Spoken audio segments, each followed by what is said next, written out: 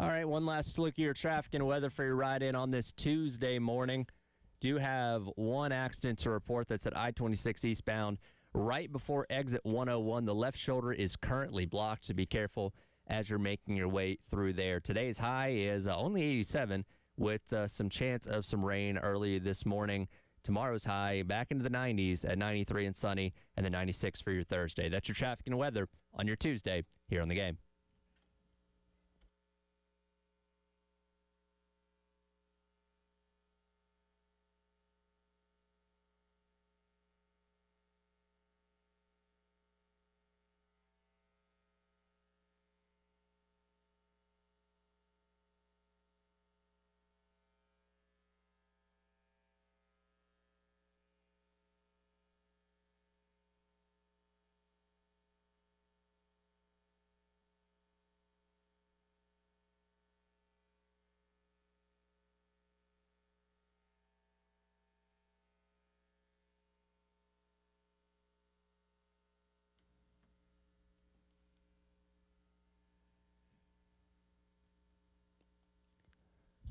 Oh, 9 o'clock on your Tuesday morning. Welcome in.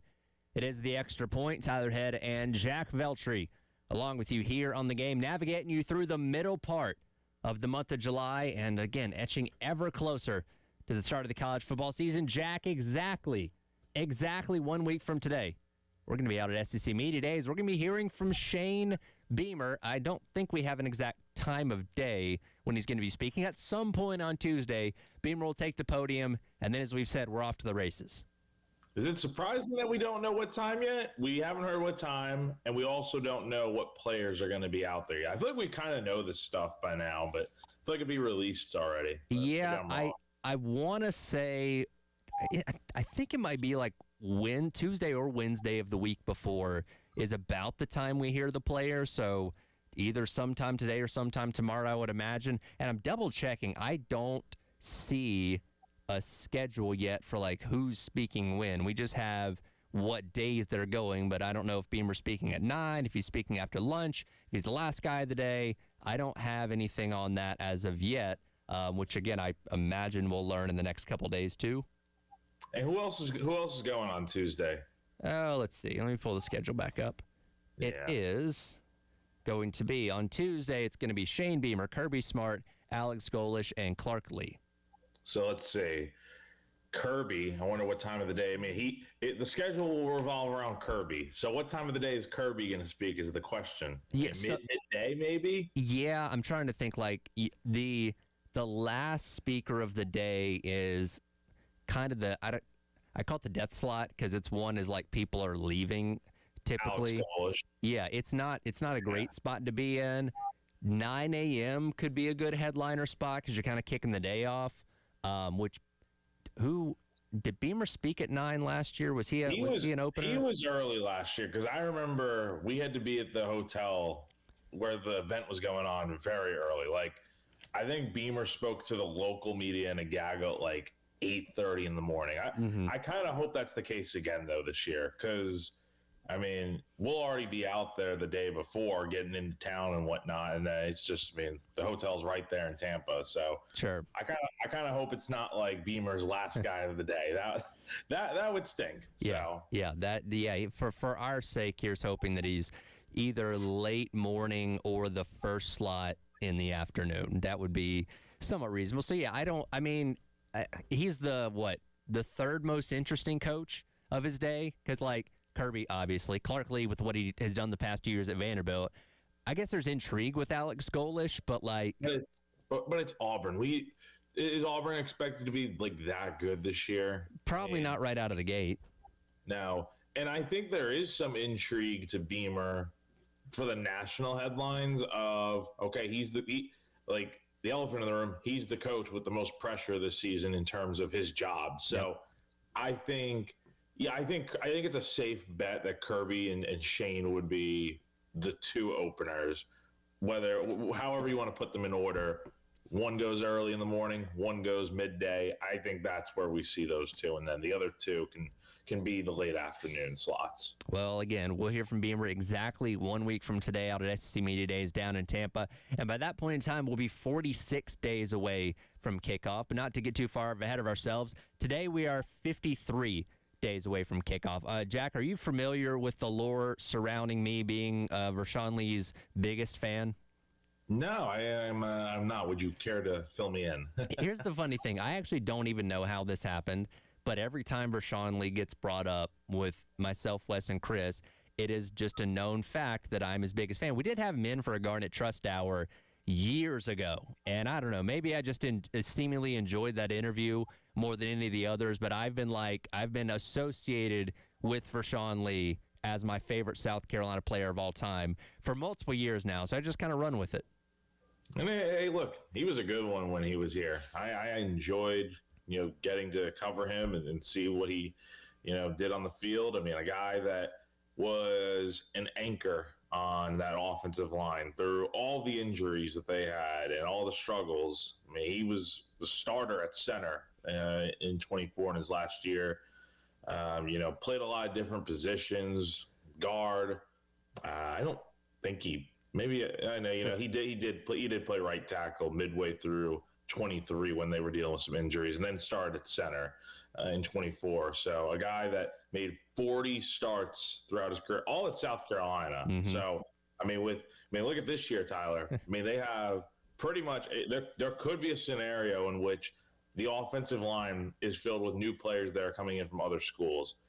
I think it's very rare in this day and age, in pretty much any sport, but especially football, that you have one guy that stayed at the same school for all 5 seasons. That's crazy to think about. Real quick, can you tell me the one offensive line spot Rashawn Lee did not play a single snap at? I'm going to guess, because I just read that he played, right tackle. I'd have to guess he did not play left tackle. He actually did for 3 whole snaps in his career. Wow. Okay, so where did he not play? Right guard. That's the only spot on the offensive line he never took a snap at South Carolina. Interesting. That's per Pro Football Focus. Yeah, 18 starts at center, 16 at left guard, 6 at right tackle, 3 snaps at left tackle. That's 3 snaps. Wow. Yeah. That's crazy. I know it's kind of mixed in there randomly as I was going through his career snaps yesterday. I'm like, I had no memory of that happening, but okay, I'll take your word for it. But yeah, I mean, obviously he's more well known for what he did at center and obviously at the left guard spot because he had over 1,000 snaps each at those 2 positions. But yeah, he was somebody. And look, we talk about versatility on the offensive line all the time. He was the definition of versatile because he moved wherever you needed him to move. Yeah, and that's a great trivia question, too, of like, okay, which game did Rashawn Lee play 3 snaps at left? Does it say on PFF? Yeah, what game? Let me pull it back up again. That's a great trivia question. So anyone listening, text line, whoever, make sure you guys remember this. This could always pop up in the future. Yeah. Your friends with this knowledge. It would help if I signed in. I hate that Pro Football Focus keeps signing me out every time I try and go in. But you were just on it, though. I was just on it. I know. I don't know. Yeah, you were on it. Did you exit out of it? No, I didn't. 2 seconds ago. It does that all the time. I don't know. That's weird. But anyways, we're Rashawn Lee days away from kickoff, 53 until South Carolina opens up against Kent State. Of course, the last position he played here at South Carolina was the center spot, which, my goodness, we hope is going to be a lot better this year. And I don't mean to pick on Boaz Stanley, but that just didn't work last year. I'm sorry. I don't know if it was the jump up in competition, if the crowds were too big, but he just wasn't able to get the job done is the nicest way to put it. No, I mean, he was not very good, unfortunately, right? And he got dogged on a lot from, I think, the fans while he was here. It just did not work last year. And now he's at Purdue, and you bring in Carter Miller, who could potentially play some center. You have Nolan Hay returning. That's another guy that could play center for you this year. You have some options there, but the main thing is that you're going to have somebody new snapping the ball to Lenore Sellers. And I think, as much as we talk about the now Sellers is working with his fourth offensive coordinator at South Carolina, if you include Mike Furry as the interim last year. I mean, that's a lot, but I think it's also like, he's working with, I'm trying to think. So you got Vershawn, Boaz. I mean, Nolan Hay is taking snaps at center. Like he's worked with at least 4 different centers throughout his time as a starter at South Carolina. So, I mean, there's a camaraderie and a relationship that you have to have with your center as much as you need to have it with your offensive coordinator and your other players. Like, yeah, that's the guy that snaps the ball to you. And I mean, if it's a bad snap, you're kind of screwed, and you kind of have to, make it happen as you go. But yeah, we'll see who starts at center for South Carolina, but it's going to be extremely important because that's the way I look at it is, I think left tackle is also a super important position, but the center is the captain of the offensive line, in my opinion, because they control so much at the middle spot there. Yeah, and I was reading, Chris wrote his latest insider report the other day. And again, we've just kind of assumed that Carter Miller is going to be that guy at center, but he did say, based on kind of the intel that they're getting there, don't discount Nolan Hay, that he's somebody that is going to have an opportunity to challenge Carter Miller once camp begins coming up in August. So it sounds like Carter Miller's still leading the way, but it's not an open and shut competition as yet, which makes a lot of sense. Beamer's always been an open competition type of guy, especially for somebody coming in that's never played here before, compared to a guy in Hay that did play some center for this team a year ago. Like, yeah, and look, we don't have a depth chart or anything like that yet. So until then, you assume it's an open competition until somebody says otherwise. Yeah, no, it definitely will be an open competition, I'm sure. I'm sure it's going to be that way heading into preseason camp. But yeah, it's very important to get this offensive line right. And I think especially at center, because I think once you get center figured out, you can kind of start piecing together who's going to start elsewhere. Now, we assume when he's healthy that Jakarius Peak is going to be at left tackle for this team. And then you kind of figure out the other 3 spots in the offensive line from there. But yeah, I mean, getting the center spot right is going to be a big deal. And that guy needs to, get the job done when the season begins. It can't just be win the job out of camp and that's it. Like, no, you gotta anchor this ship for the next 12 games at least. So, yeah, we'll see who that guy ends up being. But yeah, it seems like it could either be Hay, who has some experience there, or a guy like Carter Miller, who's a newcomer on this team. Well, we talk about the center being the quarterback of the offensive line, and again, you're the only other guy besides the quarterback that's going to touch the ball in every single play, so you are leading the way there. And when you have a center that doesn't know the snap count, when you have a center that's having false start penalties and snap infractions and all that kind of stuff, that obviously affects the rest of the offensive line. So having a center, and look, you don't have to go out there and be I think the Remington Award's the one for the best center in college football. You don't have to go out there and win that award. You just have to be efficient, right? You don't shoot yourself in the foot. Don't cost the offensive line or cost the team 5 yards at the beginning of every single drive. Just be efficient enough and allow the rest of the offensive line to do their job, and I'll be happy. Whether it's Nolan Hay or Carter Miller, whoever, just go out there and be efficient. That's all I'm asking for. Just snap the ball and block halfway decent to give 16 some time to go do his thing. You could say that for every position on the offensive line in terms of blocking, but with the center especially, need some good snaps, and just don't be, I hate to say this, but like don't be Boaz Stanley. Just go out there and be better than what Boaz was for you on the offensive line, because that's a bar that should not be too hard to clear. And again, not to pick on him because he seemed like a nice guy, but he just didn't get the job done last year. Yeah, so exactly, that's the way we're looking at it here. He just did not get the job done, and it's nothing like that. It's how it was. So. Yeah, you hope this offensive line is going to be a lot better this year, but especially at the center spot, that really dictates a lot of things. If it's not working at the center spot, it's the central nucleus of the offensive line. It can affect a lot of other things. I did go back and look because again, Randy Clements is now the offensive line coach. His past 3 centers. So last year at TCU, he had Colton Deary. The prior 2 years at UNC, he had Austin Blask and Corey Gaynor. Let me read off their pass blocking grades in the past 3 seasons. Deary, a 77.2. Blask, 84.6.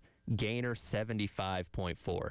So something that Randy Clements is doing with the centers is working well in the pass blocking department. And I really hope, against Pro Football Focus grades, take it with a grain of salt, But when they're that high, you're doing something right. And I really hope whoever the center is this year can be somewhere in that same realm when it comes to their pass blocking grade. It's those drills, man. It's those drills that everyone decides they want to dog on. And yeah, I mean, look, it obviously works. So yeah, I mean, look, I trust Clem to go out here and Jason Smith, those guys to put together the best offensive line and figure out who the guys are going to be starting up front for the Gamecocks. If this offensive line plays really well this year and you get the opportunity to talk to Clements a couple weeks in or whatever, then you feel like, hey, how do you feel like that one drill really prepared you guys for playing as well as you are? Yeah, we'll see. Yeah, well, here's hoping the offensive line's better than it has been. But again, 53 days until kickoff, so Rashawn Lee days away from South Carolina to open up against Kent State. Coming up next, what defines the Beamer era? I want to spin off of a conversation we're having yesterday because I've had this thought in my mind for a while that I want to share coming up next. It is the Extra Point. Tyler Head and Jack Feltry along with you here on your Tuesday on the Game.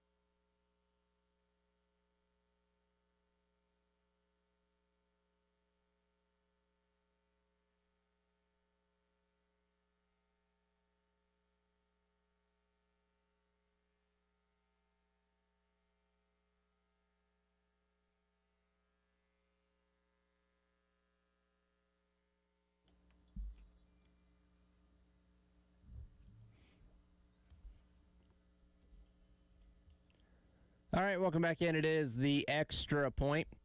Tyler Head and Jack Feltry along with you here on your Tuesday on The Game.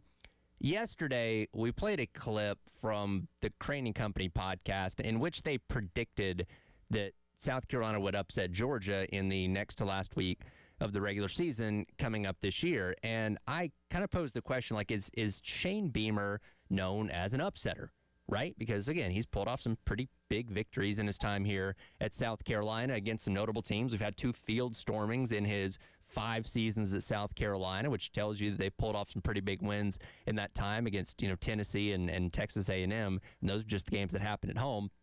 Not to mention what they did against Clemson at the end of the 2022 season up there on the road. But it's kind of begged a question in my mind. And I've had this thought in my mind for a while, Jack. I don't want to run it by you. Is the Beamer era truly just about those 8 games? Is it about beating Tennessee, beating Clemson, and going on your 6-game win streak to end the 2024 season, make a case for the college ball playoff? Is there anything outside of that that you really hang your hat on if you're Shane Beamer?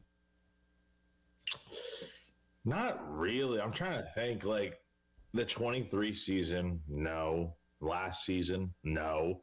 His first season was pretty good. That was 5 years ago. You overachieved a lot in that first year. Yeah, you overachieved.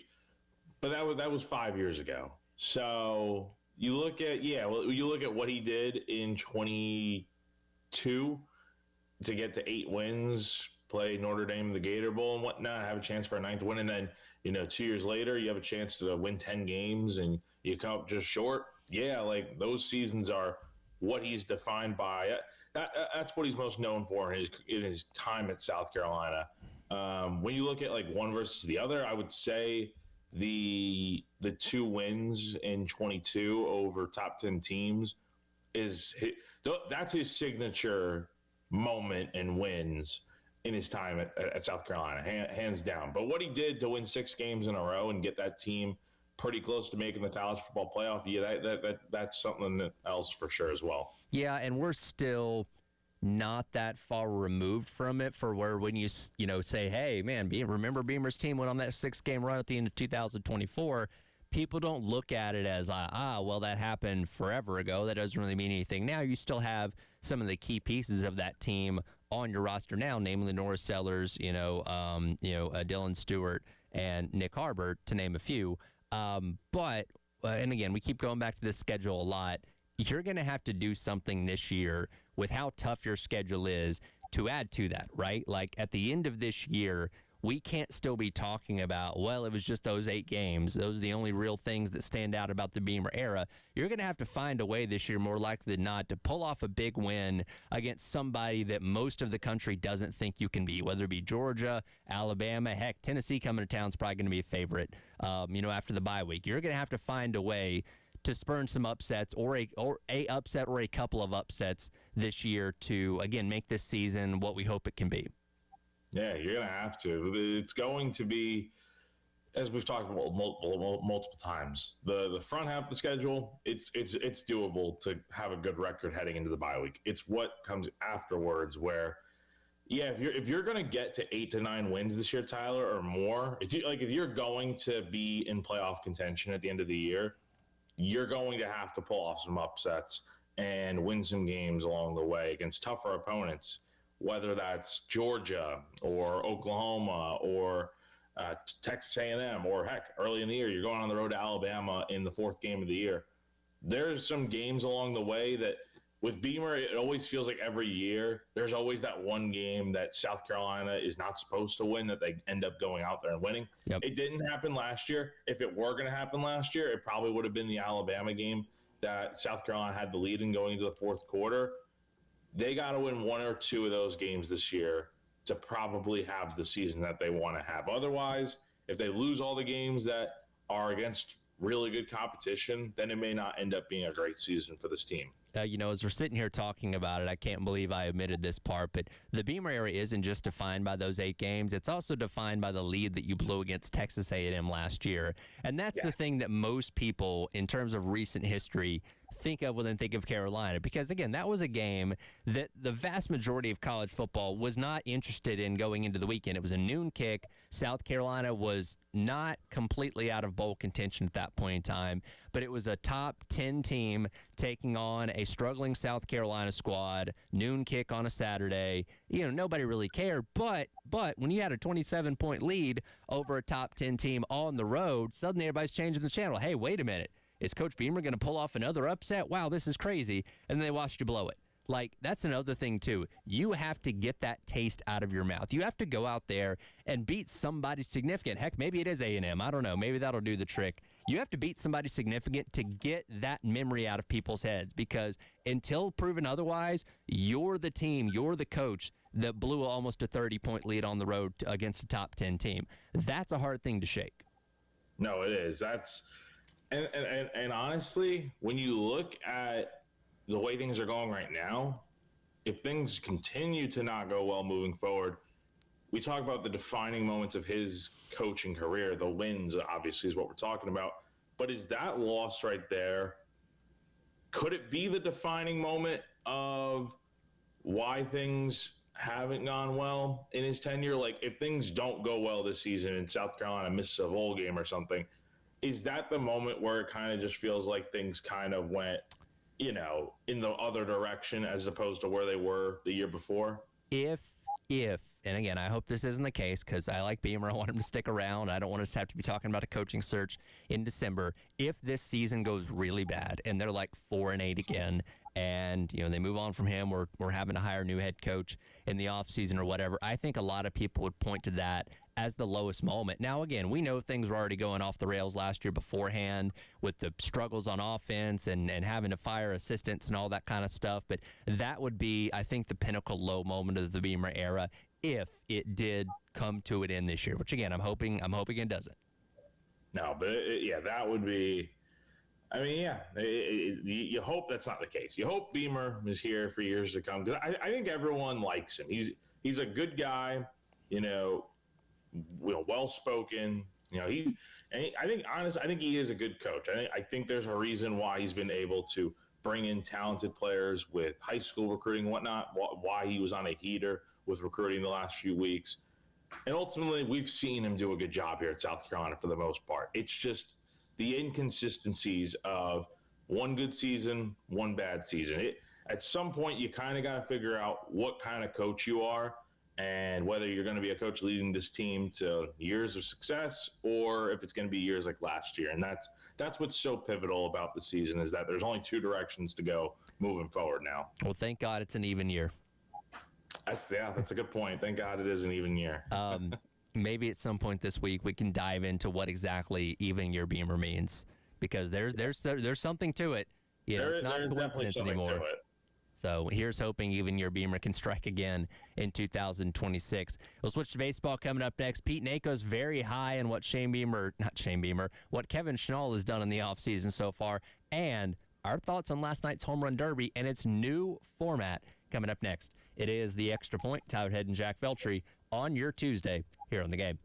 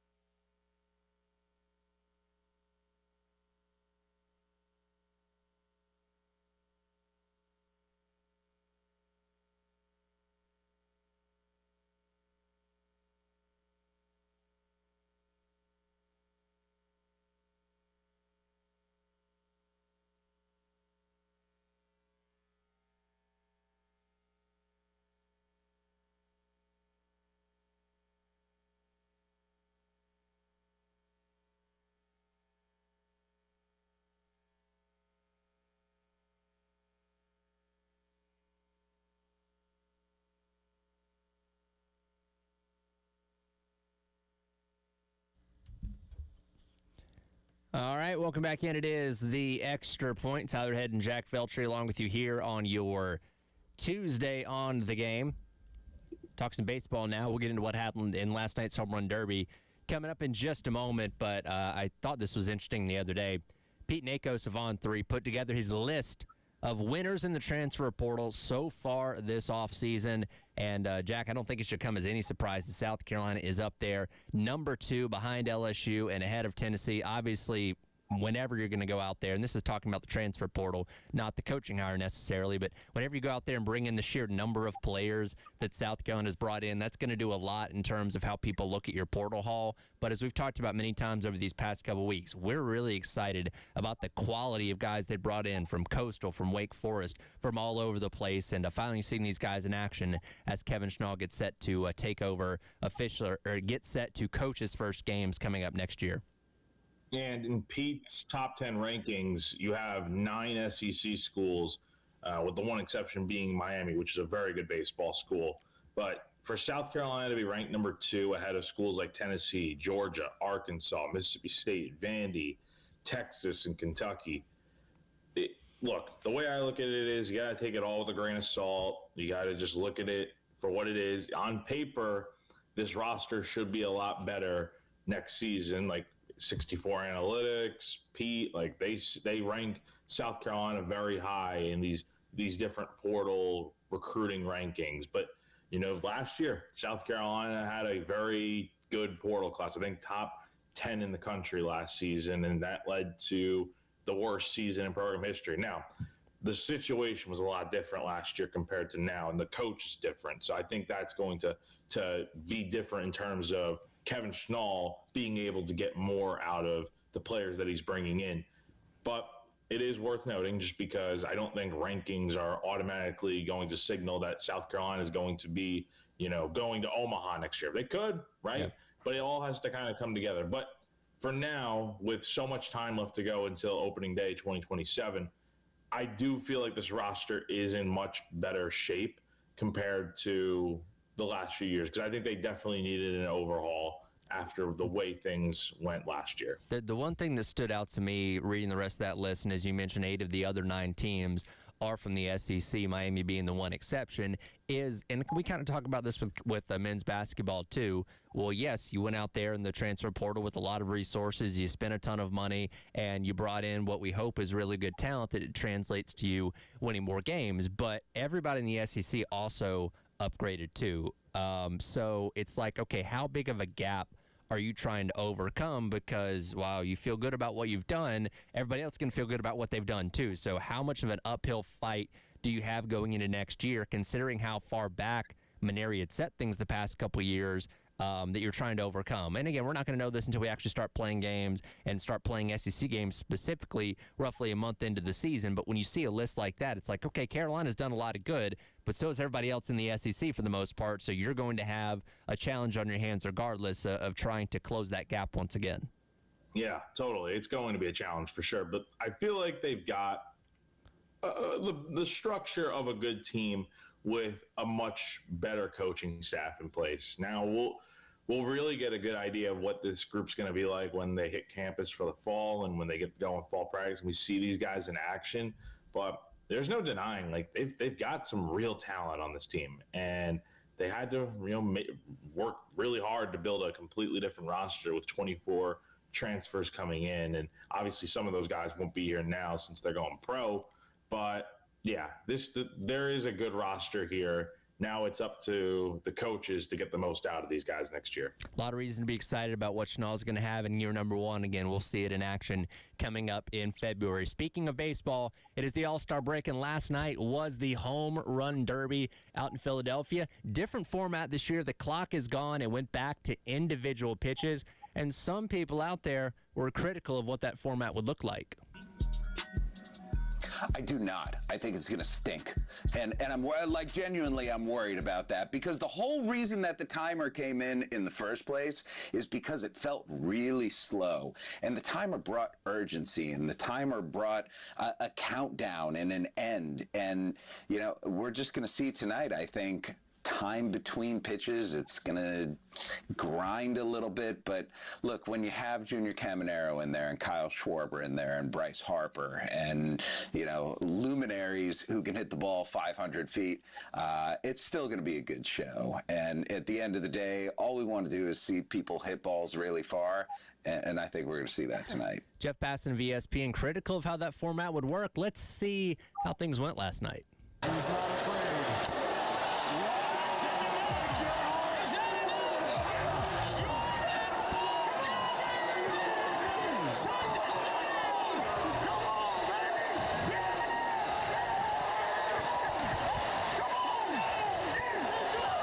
I don't know about you, Jack. I think it worked pretty well. Yeah, Jeff Passan, I think, ate his words last night when he tweeted out that Passan is a moron. When he was quote tweeting a quote that where he said, I think it's going to stink about the new home run derby format. It was awesome last night. I really enjoyed it.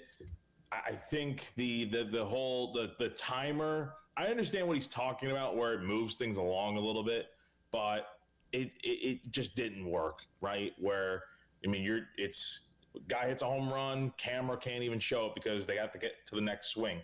Whereas last night, and I don't think guys were really like taking their time. Like, sure, were they taking more pitches? Yeah, but it wasn't like there wasn't a timeout built into the 20 swings you got, right?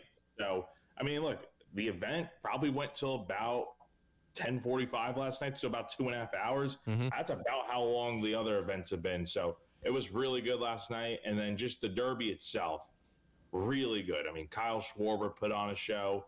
I thought Bryce Harper was going to do a little bit more. He had me fired up when he hopped up on the railing or whatever in the wrestling. I don't know what the correct terminology is, on the ropes of the boxing ring. So that was pretty cool. But Schwarber was great last night. But Jordan Walker, he was steady last night. He was down, to his last few swings, and he's trailing by like 4 or 5 home runs, and then he just starts hitting them left and right, and ultimately wins the thing. It was really cool to watch last night. Yeah, I don't think you could have asked for a better just environment for the final there, because Kyle Schwarber goes first. He hits 11 home runs on his 15 pitches, so you know that Jordan Walker has to go out there and beat that. And he gets down to, and then the new format says if you hit a home run on your last pitch, you get to keep going until you don't hit a home run. So you inevitably have unlimited extra pitches as long as you keep hitting home runs. And I want to say, because again, he had to tie it with 11 or beat him with 12. I think he was at 8 on his last pitch, and then, hits a home run. Now he gets another pitch. Hits another home run, hits another home run. And then obviously you heard there him finally winning the thing. But you had the environment, too, of Citizens Bank Park. Because, again, Schwarber's a Philadelphia Philly, so they were going to be they were booing everybody that wasn't a Philly last night, including the kids in the outfield when they'd miss a pop fly, because that's just Philly fans. So Schwarber goes first.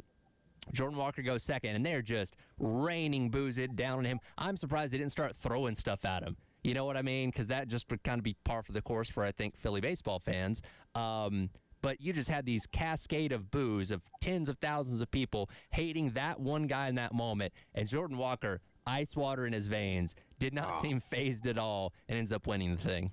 It was crazy. It was nuts last night. Now, with the home run derby, we do have to mention it was on Netflix last night. Yes. So if you remember back to opening day when the Yankees and Giants were playing, Netflix had the first game of the season, and it did not go amazing. I have to say, I think the presentation was better last night, but there were still some major issues I had. Like some of the camera angles, for being a slower event where you can take your time pitch by pitch and show the home runs actually, I still feel like they were messing around with so many different camera angles. And then I don't know about you, man. I was not really in on the whole Will Ferrell, and I can't remember the other guy's name, Jimmy. He's in a bunch of different movies. He was in Scream, but I was not into their commentary last night. I did not think they were funny whatsoever. Was it Luke Wilson? Was that the other one? Luke Wilson was the other guy, but then there was one other guy. Okay. I was not. It was like it was during introductions, and I'm just like, what are we doing here? Michael Buffer was pretty cool. That was awesome. So I didn't see the Will Ferrell stuff. I didn't really like turn it on until they actually started hitting home runs. But I did see the commentary about it, that it was just, I don't know, because I know he's promoting like a new movie that he's going to be in and all that kind of stuff. But like, it seemed out of place is the best way to put it, maybe. It was pretty silly. It was pretty silly. But overall, the Derby, I mean, look, for as bad as this weekend went with the MLB draft and whatnot, that whole debacle, Major League Baseball needed a big win. And I feel like last night they got it with the Home Run Derby. That was a very fun event to watch. I mean, I was into it. It was a good time. And I think you definitely had a good showing out there with those guys hitting bombs left and right. Well, last night was Home Run Derby. Tonight it is the All-Star Game. Where are we at with Major League Baseball's All-Star Game? We'll discuss that on the other side. It is the Extra Point. Tyler Head and Jack Veltri along with you on your Tuesday on the Game.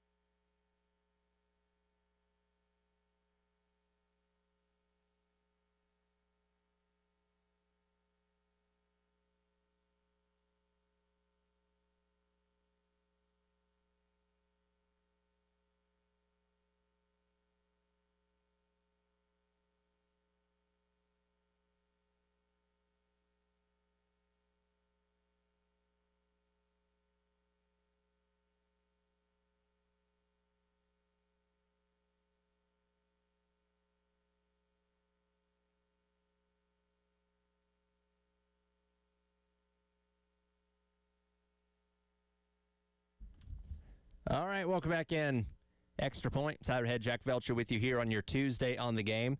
Coming up next in the Garnet Trust Hour, presented by Krantz Cooling, Heating, and Plumbing, Chris Clark's interview with Justin Okoronkwo, going into his second year here at South Carolina at linebacker. Of course, the transfer over from Alabama, and a name that, Jack, we've actually gotten pretty good at saying, I think, in the past year. That one, I thought we were going to have struggle with that one, but I think Okoronkwo has become a lot more natural to us now.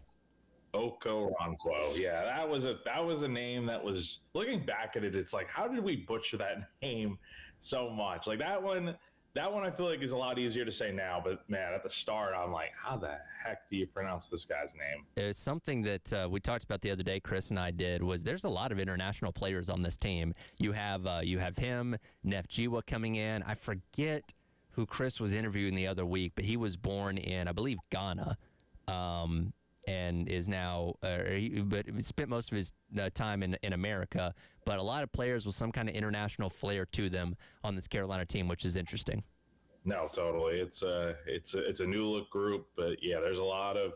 I like seeing the international guys come in. That's an area that I feel like not everyone is utilizing and looking at. But here's Shane Beamer going out there and looking all over the globe for talent to bring in. Again, we'll get to hear that interview with Chris Clark and Justin Okoronkwo coming up in the 10 o'clock hour for the Garnet Trust Hour, presented by Krantz Cooling, Heating, and Plumbing. But tonight, 8 o'clock on Fox, you got the Major League Baseball All-Star Game, Midsummer Classic between the American League and the National League. Where do you kind of fall when it comes to the All-Star Game every single year, Jack? Are you into it? Is it on just because it's on? Like, what's your thoughts on it? I like it. I think it's probably the best all-star game of the four major sports. I will say when the NHL started going to the Four Nations, I think that was a really cool event. But there is just something about the two sides of Major League Baseball going up against each other with the AL and the NL. It's traditional. You know, baseball is not like one sport where, like with the NBA, the All-Star Game, you don't really have to try hard.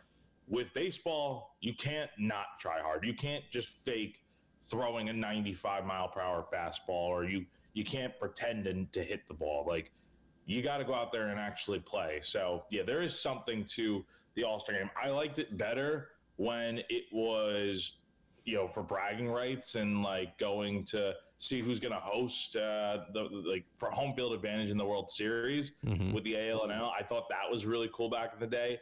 But they got rid of that, and now it's literally just bragging rights. So it loses a little bit of the flair, I think, but still, it's a very good event, and I think it's one of MLB's signature events throughout the season. And you bring up a good point. Now, yes, since hockey's done the Four Nations, that is something really cool and really unique. But the MLB All-Star Game has always been the one that's played closest to the true form of what baseball is. Like, when the Pro Bowl was trying to be a real football game, nobody wanted to tackle. Nobody wanted to get hurt. The NBA All-Star Game, people don't want to play defense because guess what? They don't want to get hurt. And yes, there are still injuries in baseball, but it is a game that allows you to play in an exhibition like this closer to the true form of what you would in a normal game. Now, yes, they're going to be cycling pitchers in and out and all that kind of stuff, but they're still going to be throwing hard. Still going to be throwing 9,500 miles an hour. You're still going to have guys trying to jack home runs and all that kind of stuff. I thought last year we got into the swing off, right?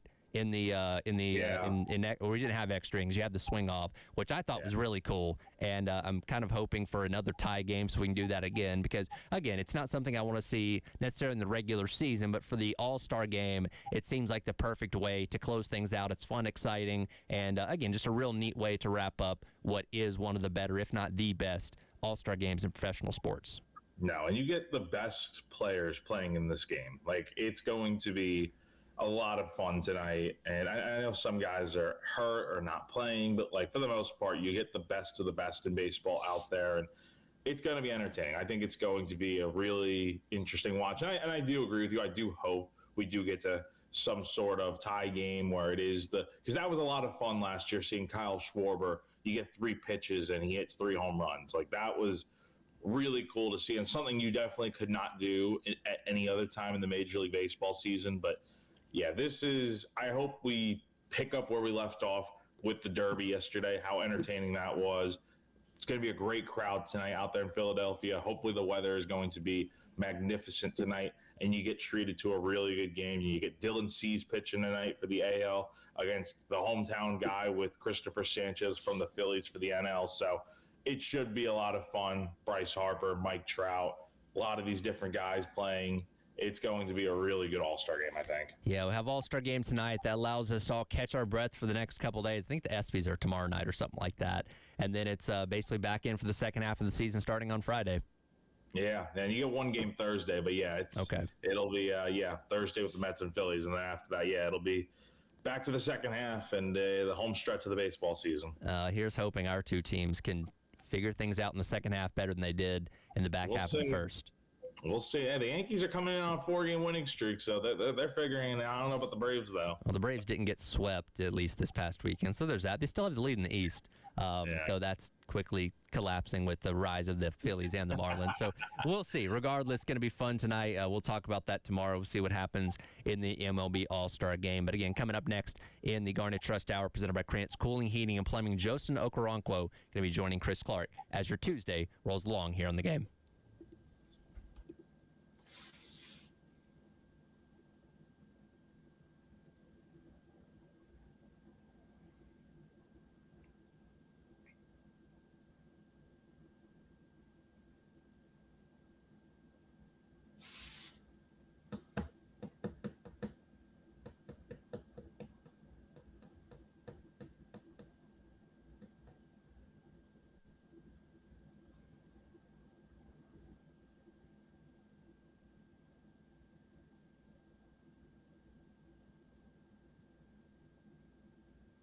All right, everyone, as we close out the first hour here, let me tell you about our good friends over at AAA Heating and Air, where home comfort is their top priority. Give them a call today at 803-677-1500 to schedule a seasonal maintenance appointment. Let AAA Heating and Air's qualified technicians put your mind at ease with a thorough inspection and cleaning of your heating and cooling system. Join their popular AAA Comfort Club to take advantage of special extras such as flexible visits, added discounts, and priority scheduling. AAA now offers indoor air quality products that work with your HVAC system to improve your home's air quality. Cleaning the air eliminates common household odors, removes allergens, pollutants, and can even improve sleep and reduce the spread of some viruses. So go to call3aatoday.com for more info. Again, call3aatoday.com for more info. Tell them Jack from 107.5 The Game sent you on over.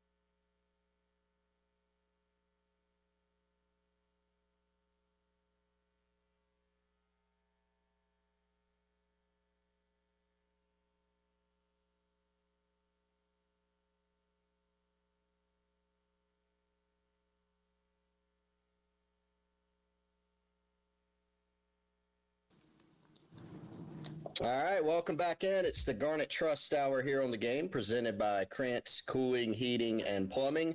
Chris Clark rolling along with you for the next little while. Got another special guest that I'm excited about from the Gamecock football program.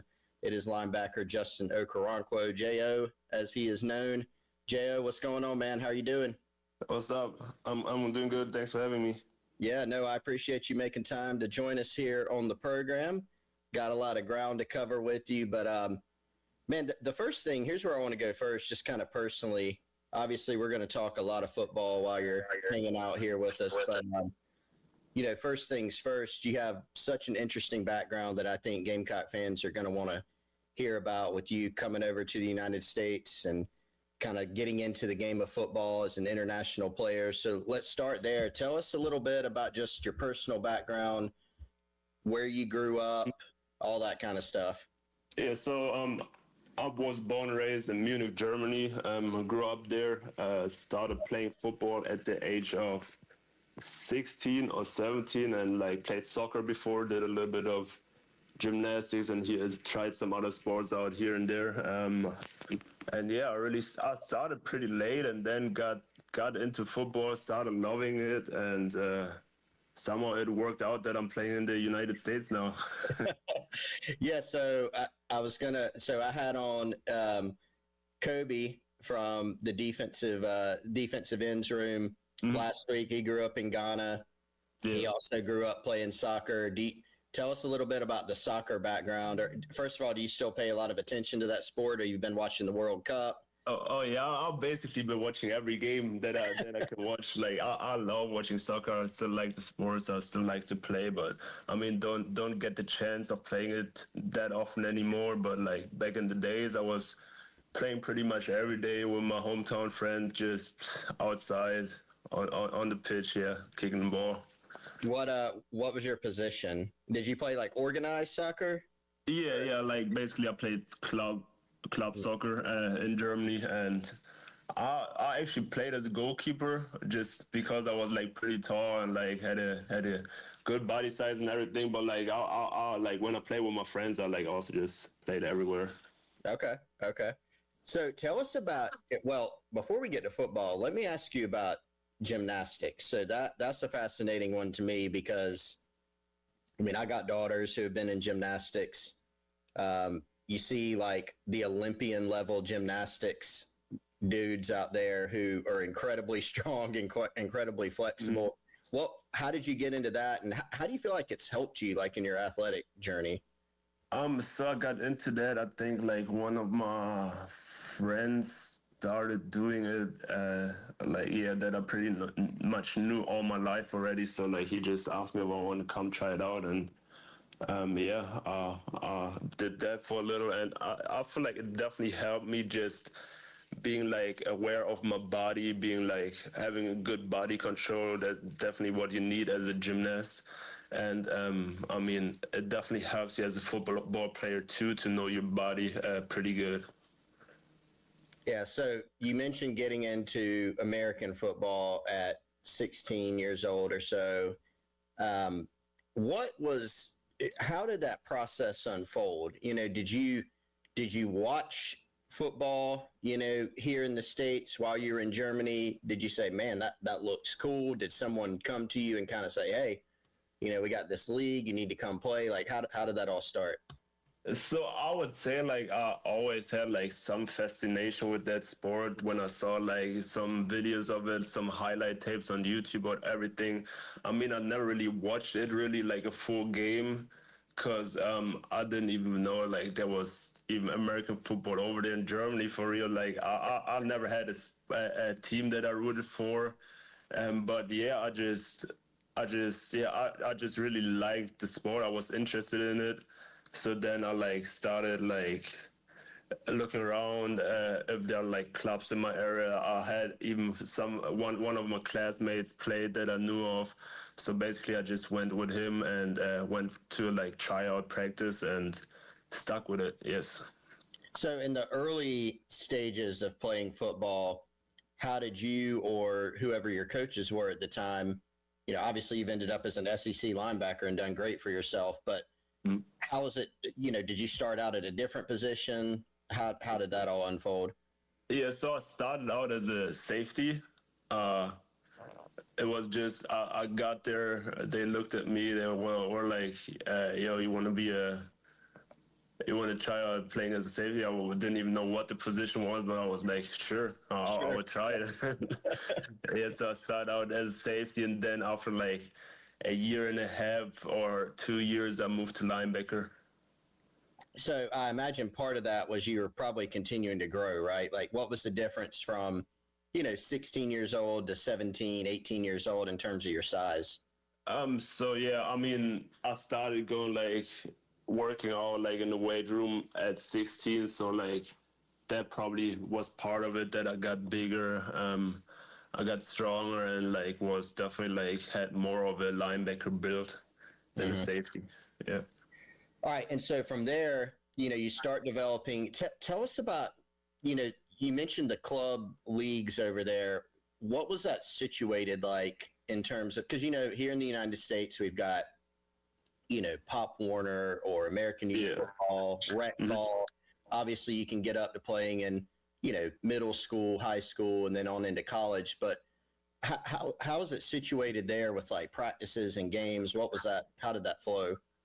So basically, like the club where I played at, you practice like twice a week. You have team practice, and I mean, pretty often the games are also just played on like what is normally a soccer pitch, but just got like painted as a football field then.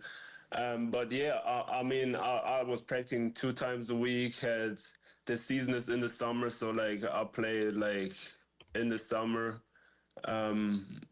And yeah, there are like a bunch of like way more club teams over there than probably most people think. But I feel like you don't really like see them, or like you don't really know of them if you like don't play football or like really are interested in football. They're like kind of hidden on there. Do you feel like the sport of American football, from what you've seen, is it growing in Germany in terms of the interest over there?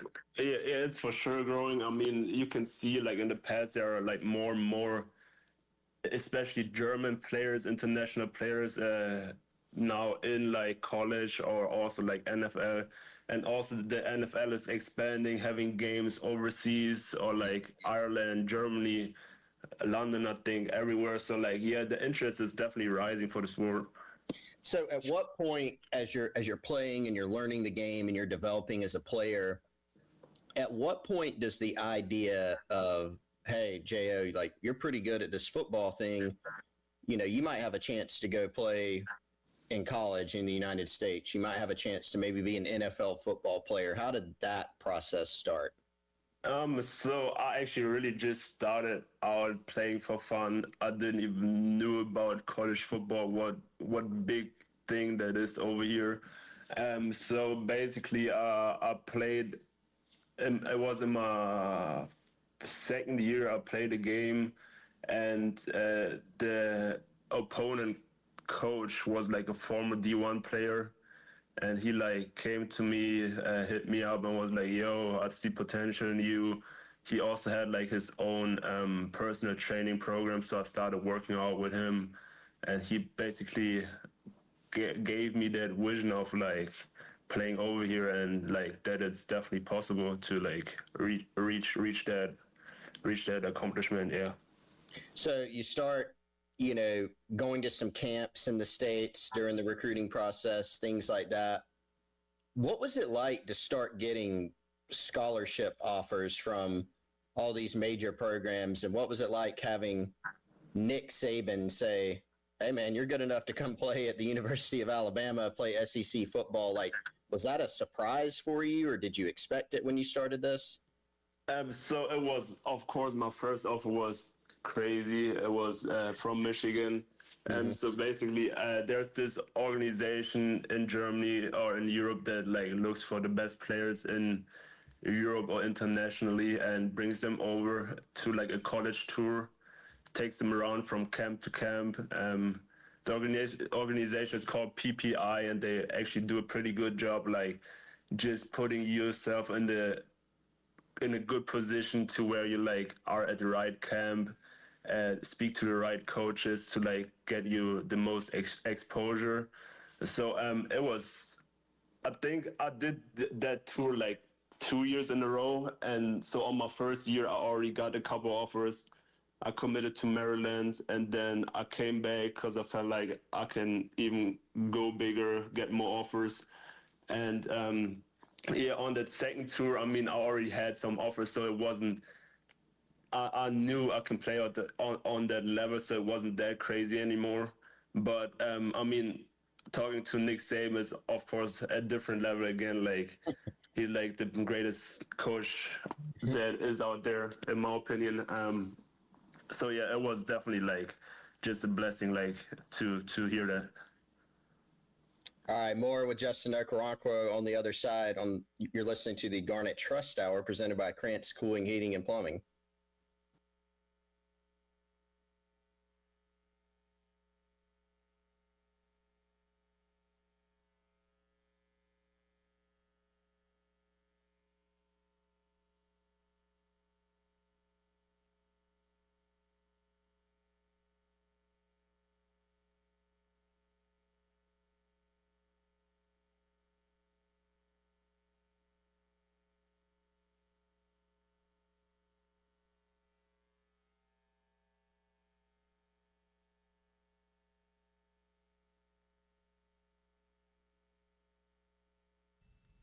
All right, everybody, let's tell you about our friends over at Krantz Cooling, Heating, and Plumbing. As always, the presenting sponsor of the Garnet Trust Hour on Tuesdays and Thursdays here on the game. Krantz Cooling and Heating has been providing great HVAC services to Midlands residents and businesses since 1983.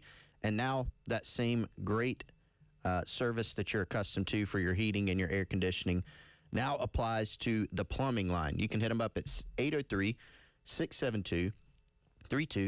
You can also go to their website at krantzcooling.com. That's Krantz, cooling with a K.com. You can text them directly from their website. Let them know about what HVAC issues you're seeing at your home or business, what plumbing problems you're having. They'll schedule an appointment, come out, take care of it. Shout out to Justin Krantz, the general manager there. They do an incredible job. They've been out to my home in Wes's. Let them come out to yours. krantzcooling.com.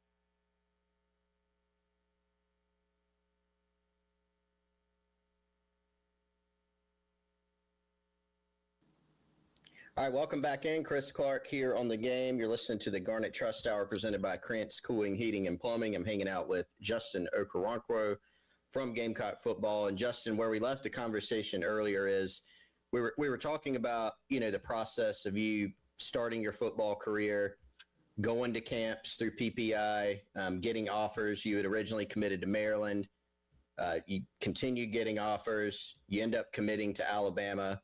So let's fast forward a little bit. You get to college, right? And I'm sure there was a pretty big transition once you got into the Alabama program. I mean, we talked to guys who, grow up playing the game in the United States for their entire life, since they're 6 years old playing football and play at a high level at high school and all those things. But when they get to the SEC, to the Power 4 level, it's always different. Everybody's good.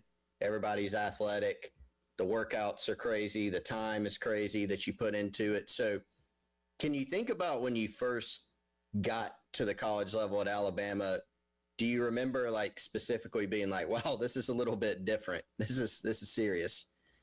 Oh yeah, for sure. So of course I saw the facilities and everything already when I came over for my OV and stuff. But then actually being there was like, oh my God, I actually made it. It was super crazy, but also it was pretty tough in the beginning when I got there. I mean, I was there for 4 days. Then my head, Nick Saban, retired, and it was my first team meeting when he said, I'm done with it." Wow. And the first 2 weeks or some were pretty hard because I just didn't know nobody there. I wasn't that fluent with my English yet, and so really it took some time to adjust. And then also with just the whole college stuff, it's a whole different level than playing football in Germany. Of course, I mean, I was playing in Germany. We had 5 defensive calls, a couple blitz calls. Getting into the playbook was pretty hard for me in the beginning. I did a lot of extra meetings with my coach, just one-on-one. I really appreciate him for that, Coach Morrell at Alabama.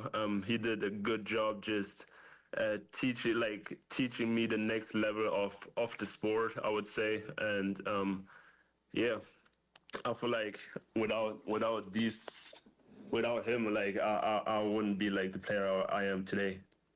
So you hit on something interesting that I actually meant to ask earlier, and that is, here in the United States, man, we kind of have English and and it's been a long time since I've been in elementary, high school, or even college. I mean, I graduated college in 2008, so I'm getting older. We don't really emphasize learning a second language as much as some other places. I know some other countries you grow up learning a lot more, but I thought it was interesting that you said you weren't really fluent yet. Did you grow up? Were you learning English along the way? You just weren't super fluent, or how did that go? Yeah, I mean, it's I started learning English in 5th grade. I mean, everybody in Germany starts learning English in around that age. And I mean, it's most people probably know it how it is to learn a second language, and then kind of being able to speak it, understanding it, but speaking is a little hard still, to find the right words. So that was basically it. I just needed some time to adjust, some time to get used to it, just talking English every day. But yeah, I got into it after. Yeah, I mean, I would say. I think that's wild because, I mean, your first year in college was not that long ago. It's 2024 at Bama, then here in Columbia at South Carolina in 2025. But you've gotten, you seem to have a really good handle on the language. So was it more of just speaking it and hearing it every single day, or were you doing some studying on the side as well? I would say it was really just speaking it and hearing it every day. I feel that's the best way to really learn a language. That's how you learn it the fastest. Yeah. Are there any times right now where you're speaking and you're sitting there in your head in German, I cannot think of this word that I'm trying to Yeah, I mean, for sure, you have these moments, especially when it was a long day, my brain just shuts off sometimes, and I can't find a word no more. It definitely happens, yeah. So let's talk about, the transition from Alabama to South Carolina. And you mentioned, you signed with Bama. Nick Saban says, "Hey, I want you to come play with me." Obviously, as we all knew, it was a huge story at the time. He decides to hang it up, and you still go play that year from Bama. But what went into the decision to say, "Hey," because you played there as a true freshman, you played a lot of special teams, you got on the field in year one, which is a great accomplishment, I think. But you decide that offseason that you're going to transfer. What went into that decision? So it was really, I felt like I was ready to play. I felt like I should be out there. But then at Bama, we had like two returning starters plus a senior transfer coming in. And it was either I gotta wait another year or like I transfer and get on the field now. And I just want to play, so I chose to transfer. All right, so tell us about that process. So, you know, I know your recruitment was different from coming over as an international from Germany. That's a little bit of a different recruitment than if you're in high school. And some guys, as you know, get recruited from the time they're, going into their ninth grade freshman year of high school. But the portal recruiting process is fascinating because it's fast and furious. Oh There's yeah, not a lot of time. yeah. There's not a lot of time to go take visits. You have to narrow things very quickly. So how did you go about that process of finding, okay, here are some schools I want to look at. Here's some schools that have reached out to me. How did you handle that whole process? So it was hard, definitely, especially like I didn't have like if I chose to transfer, I didn't have a place to stay anymore, really, because it was basically the guy from PPI, the recruiting organization, really also helped me out with it, because he like got a lot of connections to the schools just because like he's there for summer camps every summer, talking to coaches and stuff. But basically, South Carolina was like my first choice really to like go on an official visit. I knew the coaches a little bit. They offered me from like when I still played in Germany, they offered me when I came to a camp. I really like Coach Beamer when I met him back then. So yeah, it was a pretty easy choice that would be my first official visit, and so I just packed up my car, packed up my bags, everything in there, and drove down here, and really, really loved it down here. Like, loved the coaches. I loved how they see me in their defensive system, and chose to stay here. What did you end up actually taking any other OVs, or I'm trying to remember? Did you shut things down after taking that OV to South Carolina? Yeah.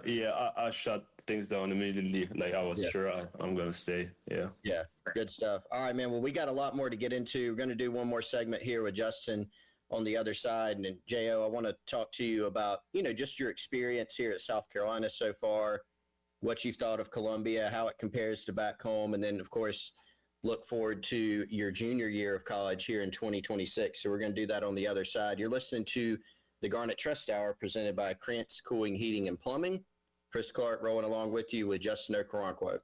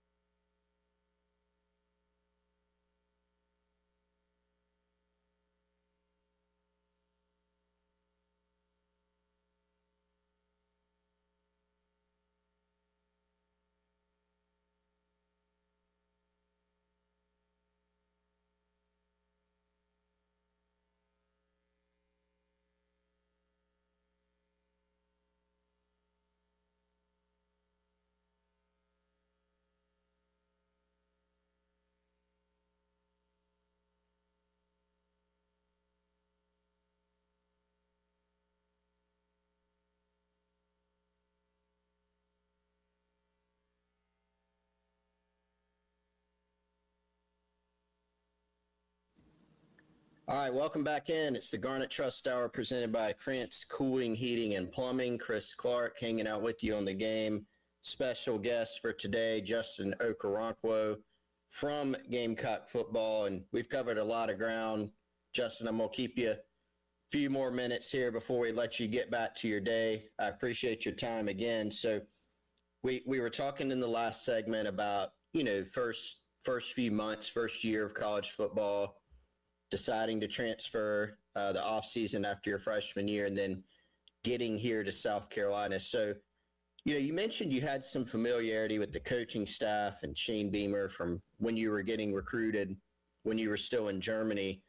But, what really stood out about the program that Shane Beamer has here, whether it was during recruiting, during the portal recruiting process, or even in your first few days here? What really stood out to you? What did you like about the program he runs? So I really feel like South Carolina is one of the few schools that really care about their players. It's really a family-oriented program where you can go talk to anybody on the staff, on the team, and they will help you out with anything.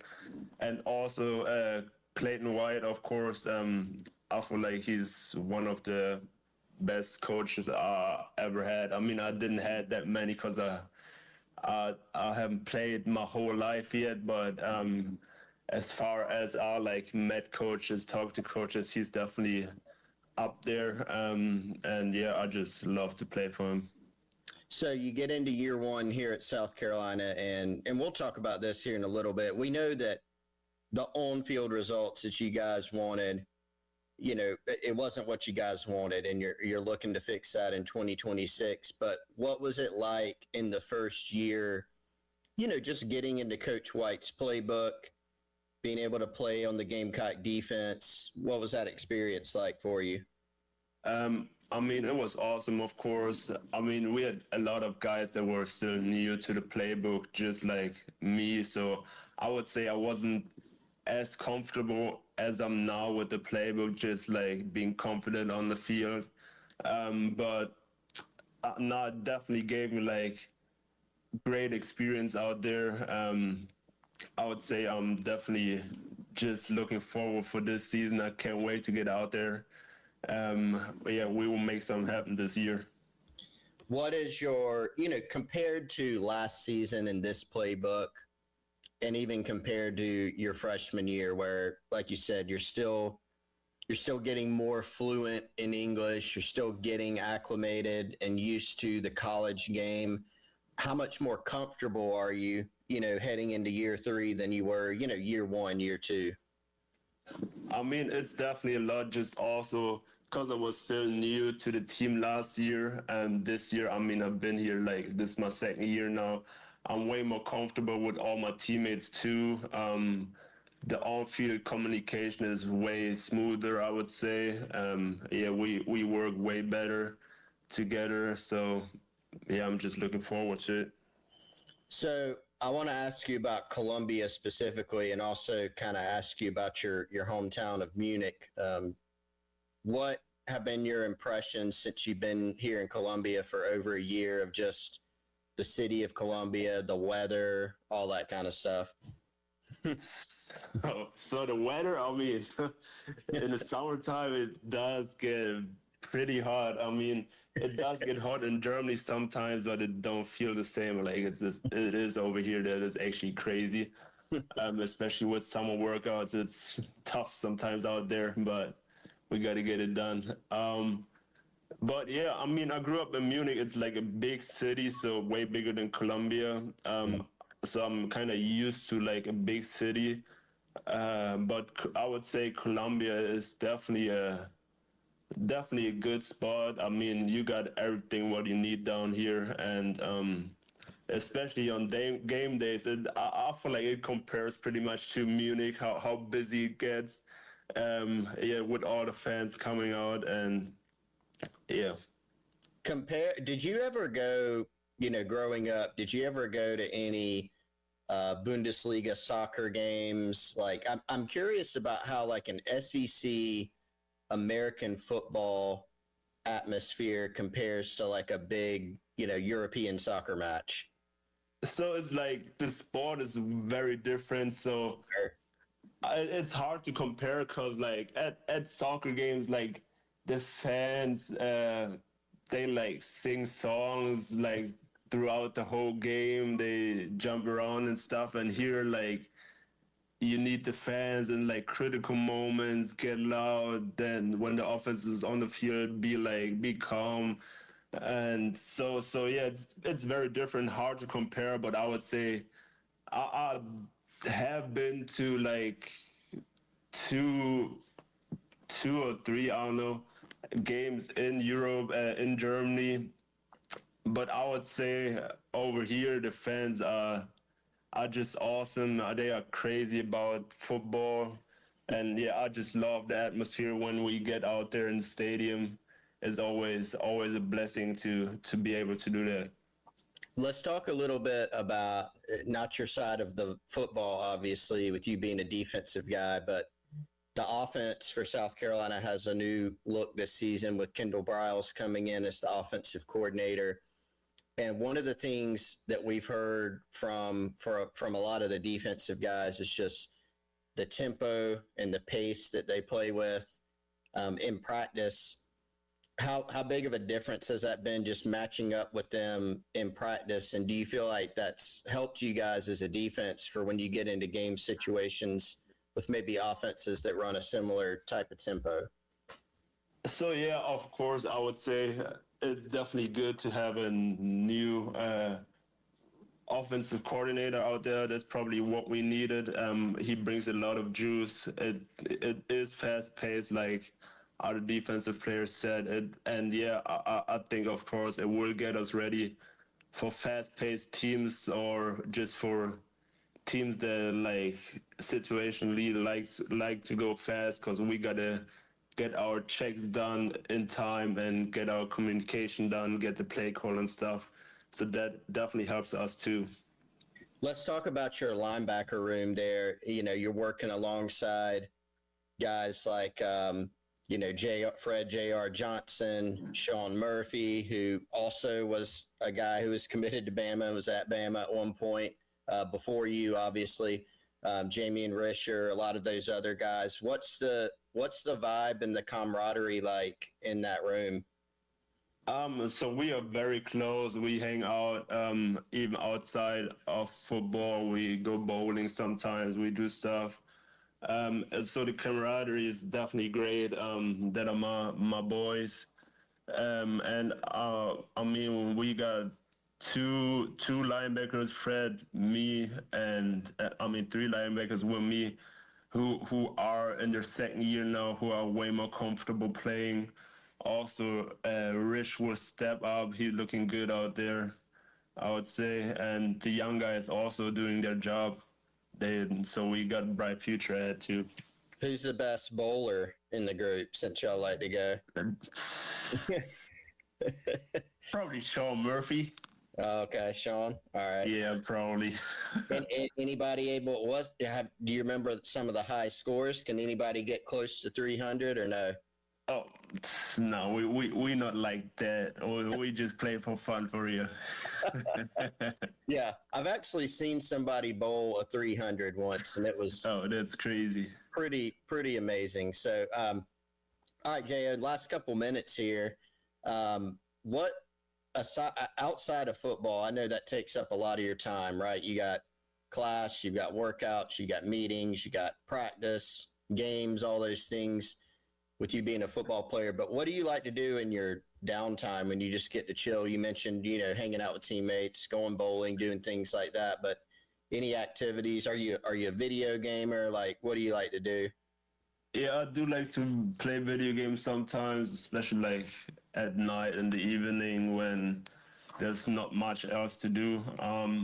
But I try to get into golf this summer. It's it's hard. It's tough.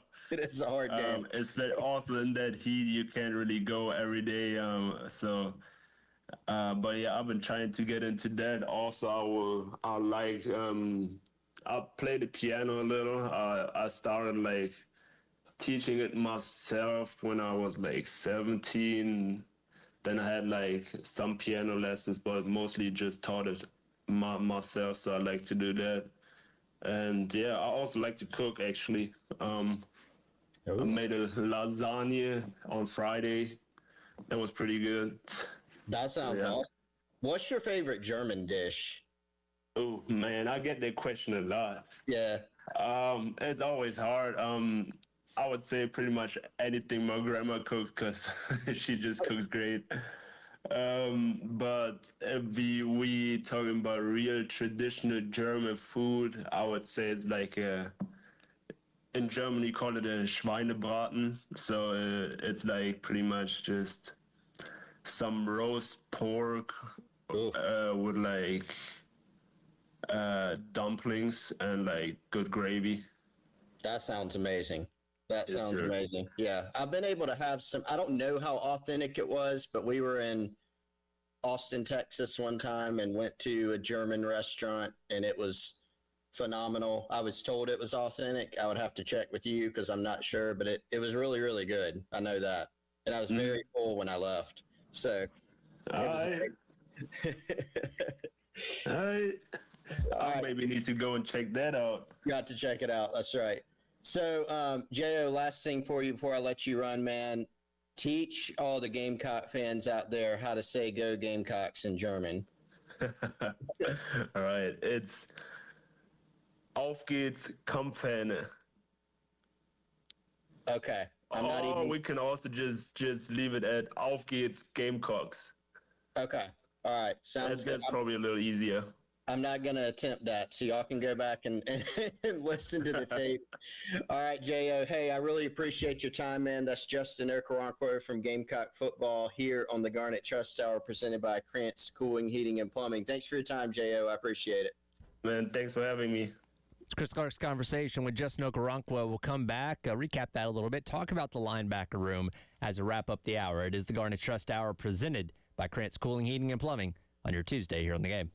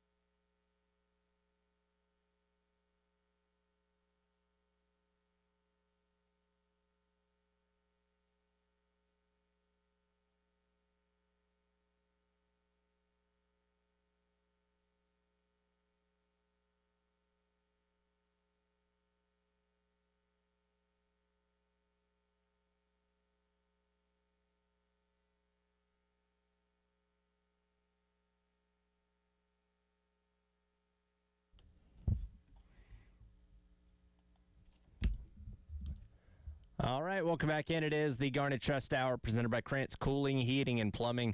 You just heard Chris Clark's conversation with Justin Okoronkwo going into his second year here at linebacker for South Carolina. A lot of interesting notes there of the part about his first team meeting in Alabama being Nick Saban saying, okay, I'm out. Because, of course, that was only days after they had lost that Rose Bowl. So I imagine it was only within a day or so of Justin O getting on campus there, coming in as a early enrollee. So that's kind of a crazy way to start your college career, and obviously we're glad that he came here to South Carolina and looking forward to what he's going to be doing in his second year as a starter here at Carolina, in addition to the entire linebacker room. I mean, you return your main three guys in Justin O, in Sean Murphy, and in Fred J.R. Johnson, and that gives a lot of reason to be optimistic about what this linebacker room can do. And I go back to last week on the early game when Elijah and Preston had on Phil Steele, and they just kind of asked him right out of the gate, why should fans of South Carolina be excited about this upcoming season? And he did go on to mention the linebackers specifically. Yeah, and this year I am bullish on South Carolina. I've put them on my most improved list. 2 years ago, South Carolina was coming off a 5-7 season. I put them on my most improved list. They got to 9-4. Now, last year, South Carolina fans weren't too happy with me, I should say. I picked them low. They were considered a national title playoff contender, and I had them 10th in the SEC. But a lot of that was due to the defense. And, I thought they lost too much from the defensive front seven last year.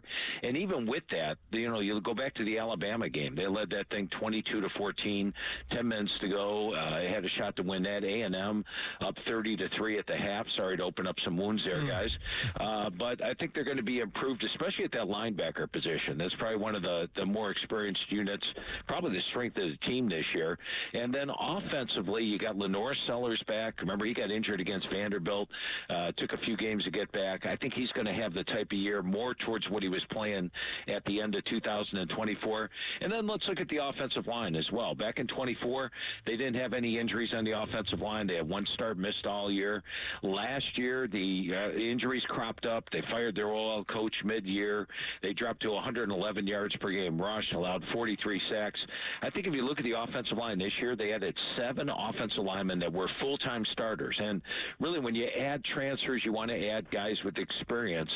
So I'm looking for a stock market bounce from that offensive line, a more improved run game, Lenore Sellers back to form, and a defense which was decent last year, but I think they're going to be better this year, especially at the linebacker core, the strength of the team. So add it all up, I'm much more bullish on South Carolina this year than I was last year. And, you went out of his way to mention the linebacker group twice in that clip there, which I do think is pretty significant. And we've been looking at, Phil Steele's individual unit rankings a lot over the course of the past couple days.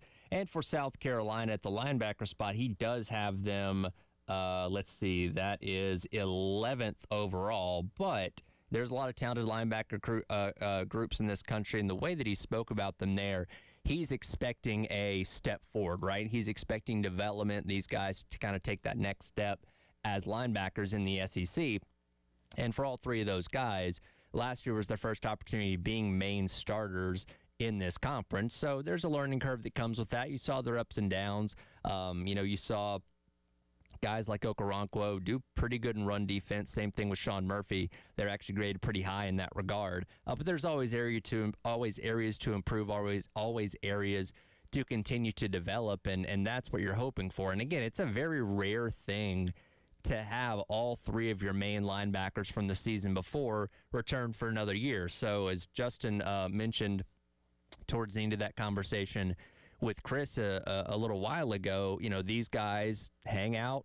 They're good friends. They got good chemistry with each other, and obviously have already spent one full season playing together, and now your hope and the anticipation is that, okay, you now have an entire off season to continue to mold, continue to gel, and hopefully go out there and put your best foot forward when the season gets here. We talk so much about like the offensive line and how that is a sum of its parts and unit moving as one and all that kind of stuff. And that's not necessarily the same thing when it comes to linebacker, because you're spreading out all over the field, quite frankly, doing a lot of different things. You're not having to move in unison quite the same way, but having that continuity at a position group like that can only help you, right? Like if South Carolina was breaking in 3 new linebackers, they brought in 3 new guys from the transfer portal, we'd have to say, okay, well, these guys, they got to get the communication down and all this kind of stuff, which I don't think is something you have to worry about with this linebacker core, with South Carolina, with Fred,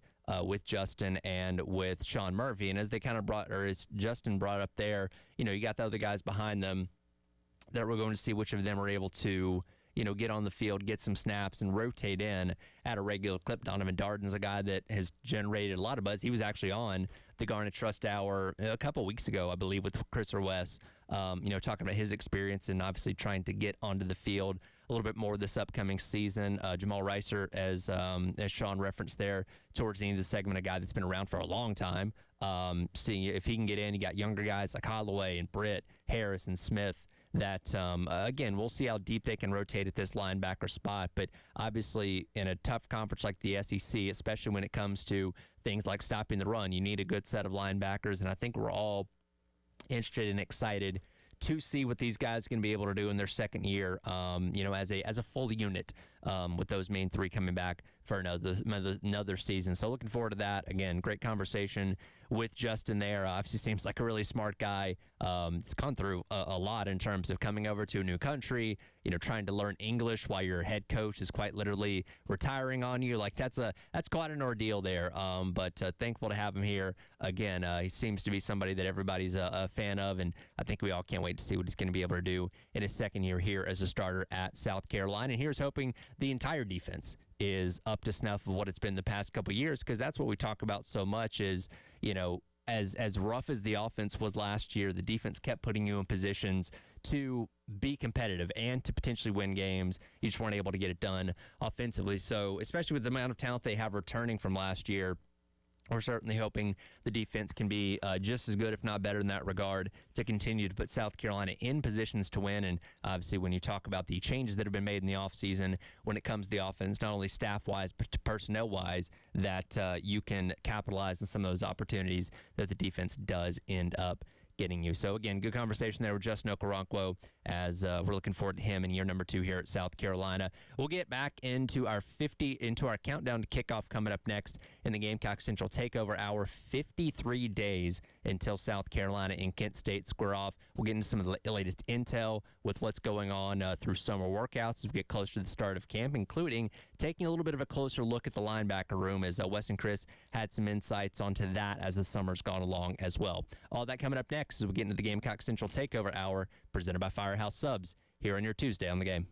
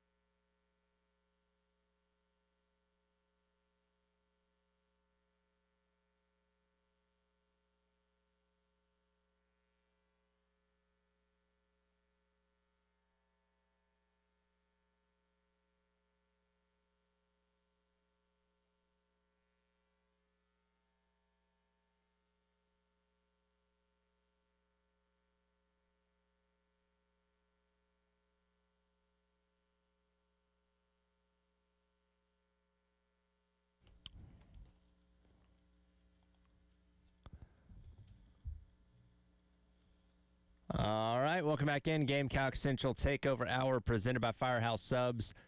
Tyler West, Chris, along with you here on your Tuesday on the game. Almost halfway through the month of July, guys. Another day closer.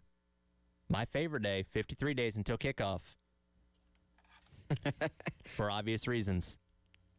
Sean Lee Day. Well, obvious to us. I feel like if they're new to the show, I may need to just remind them that you're the biggest Rashawn Lee fan of all time. So I was talking about this with Jack earlier. How did I get this reputation? I don't even remember how this happened. I remember having him on the show. I remember a couple years ago. Was I just really excited in that interview or something like that? Like every time, when we were talking about going into one season, and you posed a question to us that was like, somebody flying under the radar a little bit or something like that. And Wes is like, Tyler's going to pick Rashawn Lee. He's telling me, I got to go with Rashawn Lee. It was just really funny. I just wanted the man to get the respect he deserved. Put some respect. Yeah, on his name. he was your go-to answer for everything. And you know what? I probably did it without even realizing it. But Wait, are you saying you're not a huge Rashawn Lee fan? it's not that. I wasn't aware that I was using him in those situations that much. But hey, I will plant my flag as the president of the Rashawn Lee fan club. I have no problem with that. As you should. I just couldn't remember how we got to that point. Yeah. Of that's my thing. Is I'm the world's biggest Rashawn Lee fan. Need to go buy a Rashawn Lee Vikings jersey, I guess. Yes, you haven't already. I haven't already. When's your birthday, Tyler? It just passed last month. Dang, missed our opportunity. Christmas is only 5 months away. True. Christmas in July. There you go. There you go. So there's your next opportunity. Anyways, 53 days until South Carolina squares off against Kent State. Besides Rashawn Lee, any other 53s in our guys naming dudes that you guys can come up with? I feel like there's. Do y'all try to just envision that number on a garnet jersey when Tyler asks this question? No 53s are just sometimes you'll get that just pop where you're like, oh yeah, that guy. Well, and again, we're still in the O lineman territory for the most part. You can get linebackers to that number too. You got some. I feel like that's the 50s are it's like an old school NFL linebacker number. These new age kids, man, they don't roll with that. They like single digits. Man, we've been able to dig pretty deep on the guys naming dudes, and I'm probably missing something obvious. I can't even come up with a 53. Okay. Rashawn Lee would be my obvious, but I imagine, Tyler, he's going to be the subject of our question. He will be the subject of your question. I just wanted to see if you guys could come up with anybody else first. No. Wow. Yeah. See? Yeah, I see. Yeah, I got an obvious one. Did he wear this number the whole time? I think so. Ernest Jones. Yeah. Ooh, that's a swing and a miss. You were at his announcement in the middle of nowhere. In the middle of nowhere. Yes. No phone service. Got pulled over on the way back. Wait, what was a ticket? What was the middle of I nowhere? got out of it. Waycross, Georgia. That is the middle of nowhere. Can confirm. Can confirm. Yeah. Dang, I cannot believe you guys Holy didn't cow, get how did we that. miss that? 2020 team captain. There's a lot of players, guys. Ernest There's Jones. a lot of guys, but that's not like an obscure guys naming dudes. That's all right. He also just, won a Super Bowl a couple months ago. He did. He wears a different number now. He does wear a different number. Nonetheless. Yeah. Big whiff. Now we got to do better tomorrow. Now, why did you get pulled over? I was speeding. It was one of those, I can't say I wasn't speeding, but it was one of those small town, 25, 40, 35, 30, Classic speed trap. within half a mile, and so I'm like, man, I'm just trying to get home. I'm not from here. I don't know what's going on. These things are changing. I'm not from around here. I think I literally said that. I'm from Columbia. I don't know what I'm doing. Did the cop hit you with, you ain't from around here, are you, boy? No, he didn't. No, he didn't do that. No. That's kind of a classic, South Georgia. I got to be fair. I'll give a mea culpa. So, last time we were in Georgia driving to Florida, I got pulled over again with the wife and the kids in the car. And I had kind of ish. I did not go through the stop sign, but I didn't come to like a really complete stop. California stop. I rolled through and got pulled over by a state trooper. He was coming across, and so when I pulled out, flipped the lights on, and he wasn't super happy with me. Yeah. You know, he was like, "Okay, you from South in South Carolina? Do y'all stop for stop signs?" You know, like, "Yes, sir, we do." I'm really sorry, and he let me go too. So I've had good luck in Georgia. Okay. Some nice fellows over there, but I learned my lesson both times. Well, there you go. That's the important thing. That's the important thing. Next time you drive through Georgia, when you come back, we're going to ask if you got pulled over again. I hope not. 'Cause you I'll do seem better. You seem to have a reputation right now. And I'll do better with guys naming dudes next There you time. go. There's some more options for 52. All right. For our 53, it is a Vershawn Lee-based question. At South Carolina, he played 4 different spots on the offensive line. In order of total snaps, can you tell me which position he was at the most, which position he was at the least, in order? Okay. I think. All right. Start. I say that again, Tyler. I feel good Okay. about the first 3. He played 4 positions. He played 4 positions on the offensive line at South Carolina. at South Carolina from most to least number of snaps. So Can you we're tell- naming all 4. We're in naming order. all 4 of the positions from most to least in terms of snaps that he played. This is per Pro Football Focus's snap counts. Okay. Dang, that's a pretty good question, Tyler. There's also a little bit of a discrepancy. So I did try to study a little bit, Okay. and Gamecocks Online, I think there's the discrepancy is one of those spots he didn't actually start a game, so he like maybe moved over. But did you say in order of starts? No, in order of snaps. Snaps. Yeah, and Okay. there is That makes it tougher. one position that you probably don't remember him playing, but he does actually have a few snaps there. Okay. I'm gonna give it a run. Okay. Is that cool? Yep. You don't have to tell me the number of snaps, just in order of most to well, least. Okay. Even if I had to, you're not getting that. All right. Center, Okay. left guard,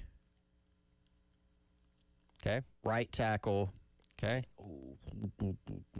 I feel like he was one of those guys that played left tackle. I'm gonna say left tackle. Don't feel great about that. I don't think he's right. You don't think he's right. What do you think the answer is? Wait, what did you say? Center, left guard, right tackle, left tackle. What do you think the answer is, Wes? Oh, he might be right. Okay. I'm gonna trade in the other guard spot for left tackle. So you're gonna say center, left tackle. So you're going to go, okay. No. At the final. My final spot was left tackle. So you're going to switch left Oh, I tackle see for. what you mean. Okay. Yeah. The You're other gonna say guard right spot. guard. Okay, so you're going to say right guard instead of left tackle. Yeah. Chris is correct. He did play center, left guard, right tackle, left tackle. In order, center, 1,233 snaps. Left guard, 1,073. Right tackle, 252. Only 3 snaps at left tackle. I think that was like his true freshman year. Like he got in there at left tackle. I think, Yeah, it wasn't a lot. So he never played the other guard spot. Never played the other guard spot. which is weird. That is surprising. It's 'cause those really are- weird. Those are probably the most kind of like Yeah, you see those get flipped. interchangeable. Yeah, Yeah. interchangeable. That's the word. You know, and here's the thing. Like I knew that it was center and left guard definitely were the first 2, and I knew he had started at right tackle, so that's why I felt pretty good about those. But could have gotten into a trick question scenario, right? Where, like, I think he started 18 games at center, 16 at left guard, and so depending on the snap counts, Yep. right, you could have gone like left guard's a little bit more. So Because he took over. Did he take over at center halfway through 23 because of the injuries? Or did I have that reversed? ooh, I think he started 23 primarily at guard, but the No, injuries and everybody got shuffled he around. moved to right tackle. moved to in right tackle. 2023 Yeah. at Okay, the end. all right. But Yeah, all tackles of got decimated. his entire final season, he was starting center. that's right. Okay. That's right. Yeah, move around a lot, versatile. So we love an offensive lineman. Speaking of offensive lineman, by the way, specifically the center spot, you guys are writing this weekend about things that you've heard in terms of camp intel or not camp intel, summer workout intel, and we've kind of almost given Carter Miller the center spot transferring in, obviously, and he's kind of been the name that's been the most buzz at that spot through the springtime. But you guys are riding over the weekend. Don't give up on Nolan Hay. He's somebody that, at least going into camp, is going to still be battling and in contention for that spot, though it does seem like Carter Miller is the leader in the clubhouse right now, but not an open and done deal just yet on who the starting center is going to be. Well, and Hay played some last year here as a transfer. He also got hurt, so he missed a substantial amount of time. And, that was kind of one of the battles we were watching going into the spring. Now, it did end up that Carter Miller took, most of the first team reps, but just from some of the things we've heard post-spring in the summer, it's not, hey, now things have flipped and Nolan Hay's the more likely starter. But we have heard some buzz of, hey, that thing could be a little bit more of a down-to-the-wire battle than maybe some think in preseason camp. So not a done deal yet. Hayes, another guy that's played multiple spots, played some center last year, so he's got, some experience, obviously different scheme here at South Carolina. So that's another one of the position battles I think you got to keep an eye on, because it seems like it could, it's tighter than maybe some think. It could tighten further once they get into camp next month. Yeah, I think that's a spot, too, where you look at I think you feel pretty good about the combination of those guys. Like, that's a spot if you're going to say, give me a list of positions I'm worried about. I don't know that I'm necessarily worried about the center spot. You got some veterans there. You got some guys who, have done it, not in the SEC, but have certainly started and played a lot. And, I think when you look at going back to Phil Still and what he said to, Elijah and Preston, a lot of that discussion was, hey, all these offensive linemen you're bringing in, most of them have started and played a bunch of snaps, a bunch of reps at their previous spots. So that's the case, certainly with both those guys. Yeah, and regardless of I guess technically did take some snaps from Nolan Hay. If it is Carter Miller, though, that is also going to be the third different center that Lenore Sellers primarily has worked with in 3 years as starter. Again, Boaz Stanley started most last year. Again, you rotated towards the end of the year, had some guys like Nolan Hay take some snaps. But in terms of the primary center, it looks like it has a good chance of being the third different one this year, which we make a lot of about, working with different offensive coordinators. But that continuity with the center is something that is really important, too, that Sellers just hasn't been able to have so far in his career here at South Carolina. And the center's, the center's always important, when you look at the offensive line, because a lot of times it's the guys making the calls and getting everybody situated up front, changing things. But with Bryle's offense, Kendall Bryle's offense in particular, you got to be on your P's and Q's, especially when they go tempo. Better be in shape. Yeah, you definitely got to be in shape. There's some running. It's maybe a little bit even more important than usual. And you look at last year, obviously there were plenty of problems that we spent way too much time, unfortunately, having to talk about with the offensive line. But the center position is one that you could very easily point to of, hey, they got to get better there, just in terms of a lot of the penalties, the execution. So it seems like they've got some more competition there. Darius Gray as a freshman is another that I wouldn't be shocked if he got a look at center somewhere on the interior. That's kind of another one we've heard of, hey, Darius Gray we don't know yet, but he could prove too good to keep off the field or at least pull down some snaps, ultimately once preseason camp starts. Well, whoever the center is going to be, we know they're going to be snapping the ball to Lenore Sellers, but what else is happening in the quarterback room that we should be aware of going into the season? We'll talk about that coming up on the other side. Gamecock Central Takeover Hour presented by Firehouse Subs on your Tuesday on the Game.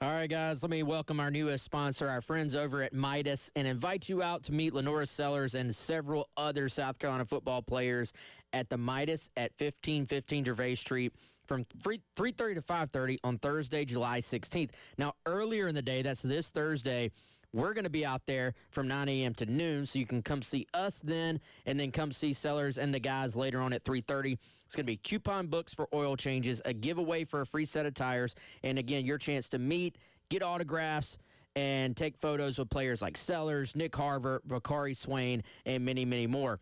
Of course, you want to hit up Midas to handle your oil changes, your brake services, your tire services, and all your other general car care needs. You can go to Midas.com now and go ahead and request one of your future services. Join us again, us at 9, the players at 3:30 at the Herlong family, locally owned Midas on Gervais, Thursday, July 16th.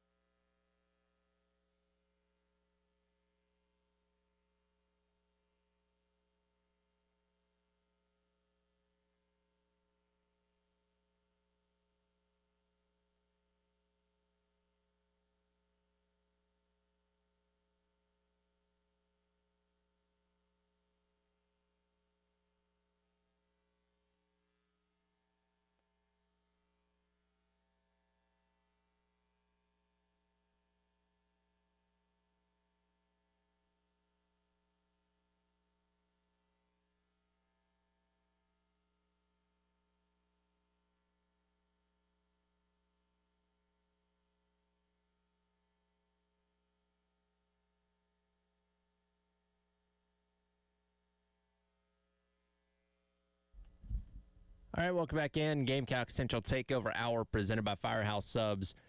Tyler with Chris along with you here on your Tuesday on the game. 53 days until the season starts.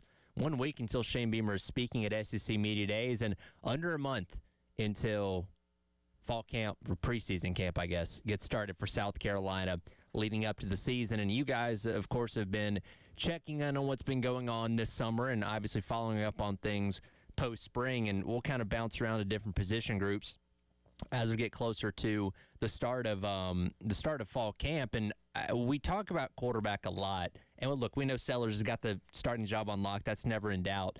But more than I think a lot of quarterbacks in the SEC, we do end up talking about the backup quarterback quite a bit because, unfortunately, through 2 seasons, we've seen Sellers miss at least half of a football game due to injury, missed the second half against LSU and the Akron game following that. And then last year, 2 years ago, and then last year, of course, missed the entire second half against Vanderbilt when Luke Doty had to come in. So the backup quarterback position is always one that's very interesting here when you talk about who's behind Lenore Sellers. And this offseason, Shane Beamer did go out in the portal and find some experience in Lucian Anderson coming over from Bowling Green, though it pales in comparison to the experience of Luke Doty or Robbie Ashford the season before. But nevertheless, somebody that has played college football to some degree somewhere else.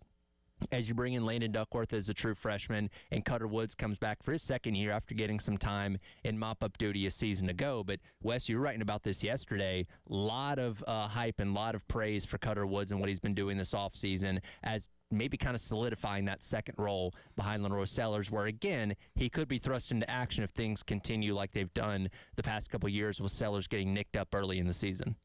Yeah, I would think so, man. And I would encourage everybody to go subscribe to this stuff we're talking about over on Gamecock Central. We always got some deals going on.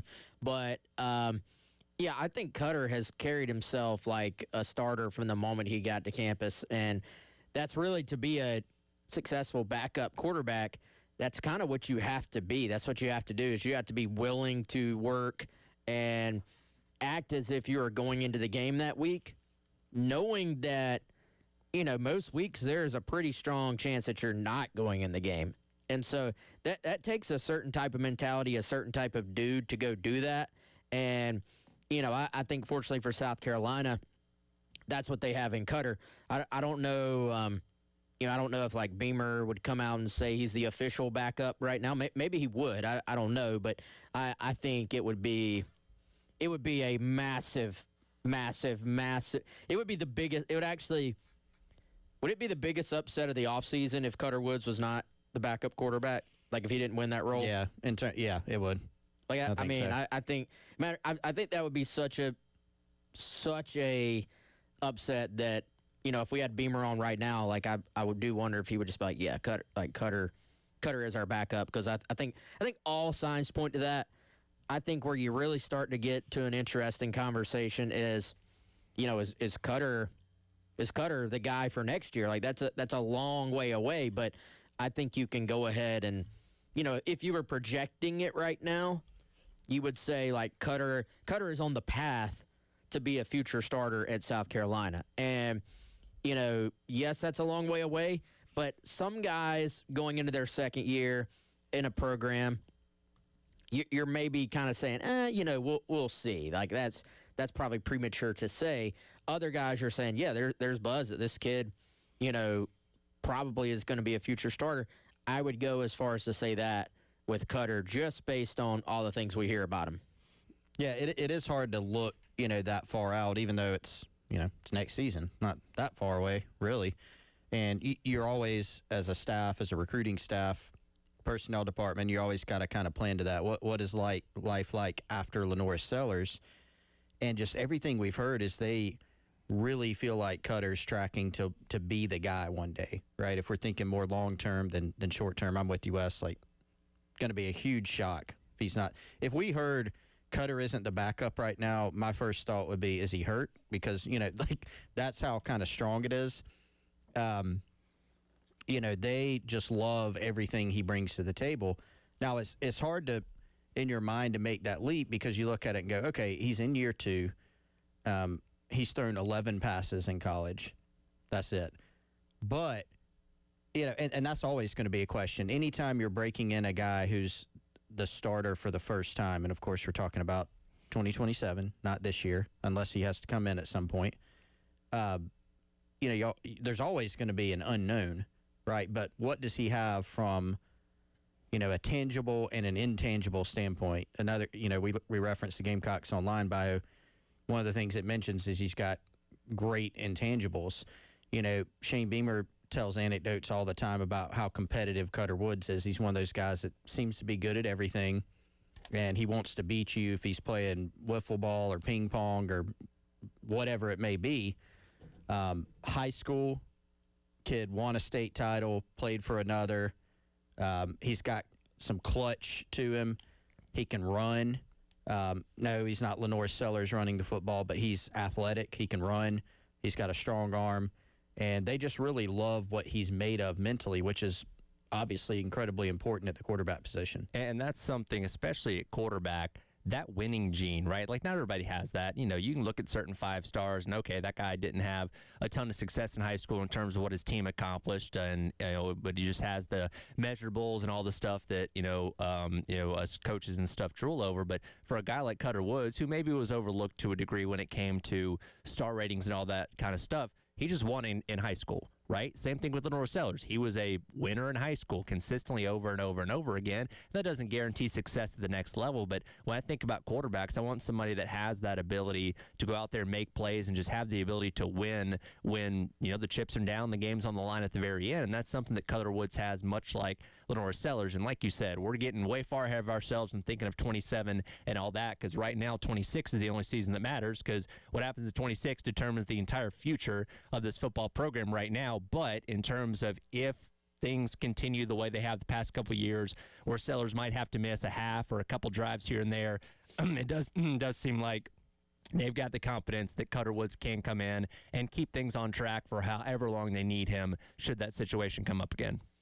Yeah, I mean, I think I probably feel as good about that backup QB role, as I have in a while. I think when you kind of look, probably actually going back to when Spencer was here and Lenoris was the young backup, and you were going, man, if they had to go to Lenoris, we've heard some stuff about this guy, that he's got a game-breaking ability. And, with Cutter, it's a little bit different from a skill set standpoint, obviously, but he is someone who there's, some guys just come in and instantly grab the attention of their coaches and their teammates and everybody else around the program. That has been the case with Cutter Woods. And, to your point, Tyler, 2026, though, it's here soon. Has there ever – I mean, I think in football you try to get away from the idea of putting so much on one guy, on one player, on one person's shoulders. It is the ultimate team game. You can't do it alone. That said, it's been a long time, in my opinion, since one person, and some of it is because of how talented he is. You wouldn't be saying this about a guy who didn't have the ability to go take over games, right? Sure. But it's been a long time, certainly here at South Carolina, since you could say how much is riding on whether or not Lenora Sellers can recreate the magic of the final half of the 2024 season. Because if that happens, you look at how recruiting is set up, you look at the future of the program, everything is sunshine and rainbows if that happens. And obviously, if it doesn't, then we're all having a much different conversation. Absolutely. And again, here's hoping we get things back on track and we see that Sellers from 2 years ago, because if that's the case, then the sky is certainly the limit for South Carolina. We'll take a look at the SEC coming up next. The Crane and Company podcast put out their list of top 5 games. Yes, Wes. Media days attendees are out. Oh, never mind. We'll talk about that on the other side. As the Gamecock Central Takeover Hour presented by Firehouse Subs continues on your Tuesday on the Game.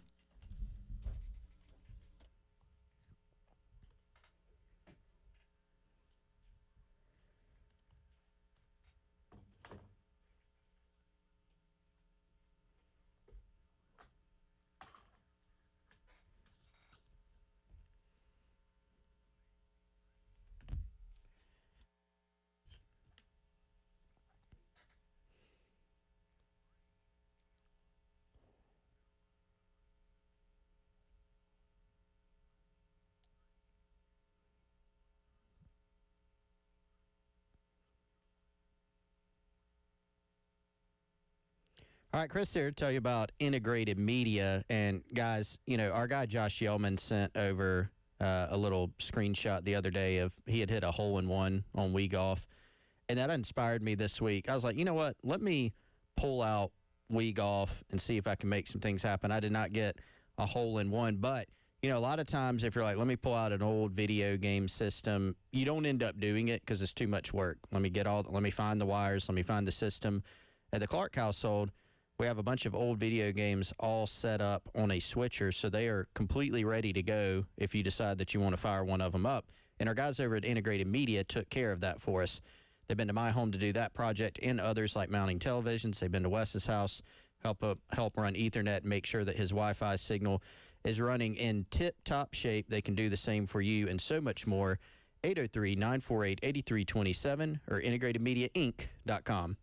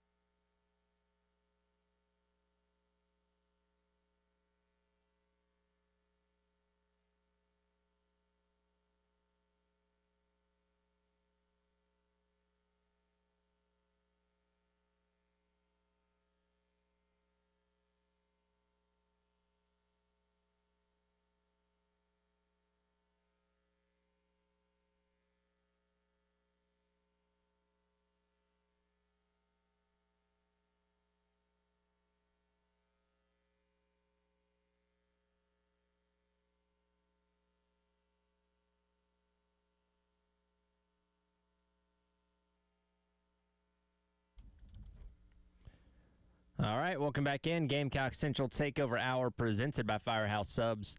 Tyler with Chris along with you here on your Tuesday on the game. 1 week from today at SEC Media Days down in Tampa, we will hear from Shane Beamer. I don't think we have an exact time he's going to speak or anybody yet. I guess that'll come out later on this week. But we were wondering, Jack and I earlier on this morning, when we would learn who the representatives for South Carolina joining Shane Beamer were going to be, and we do indeed have that list, as he'll be taking, once again, Lenore Sellers. He'll also be bringing along Nick Harbor and Peyton Williams next week to speak and represent South Carolina at SEC Media Days, which we didn't even get to have the conversation about who we thought they were going to take, but not really surprised by this being the group of three, right?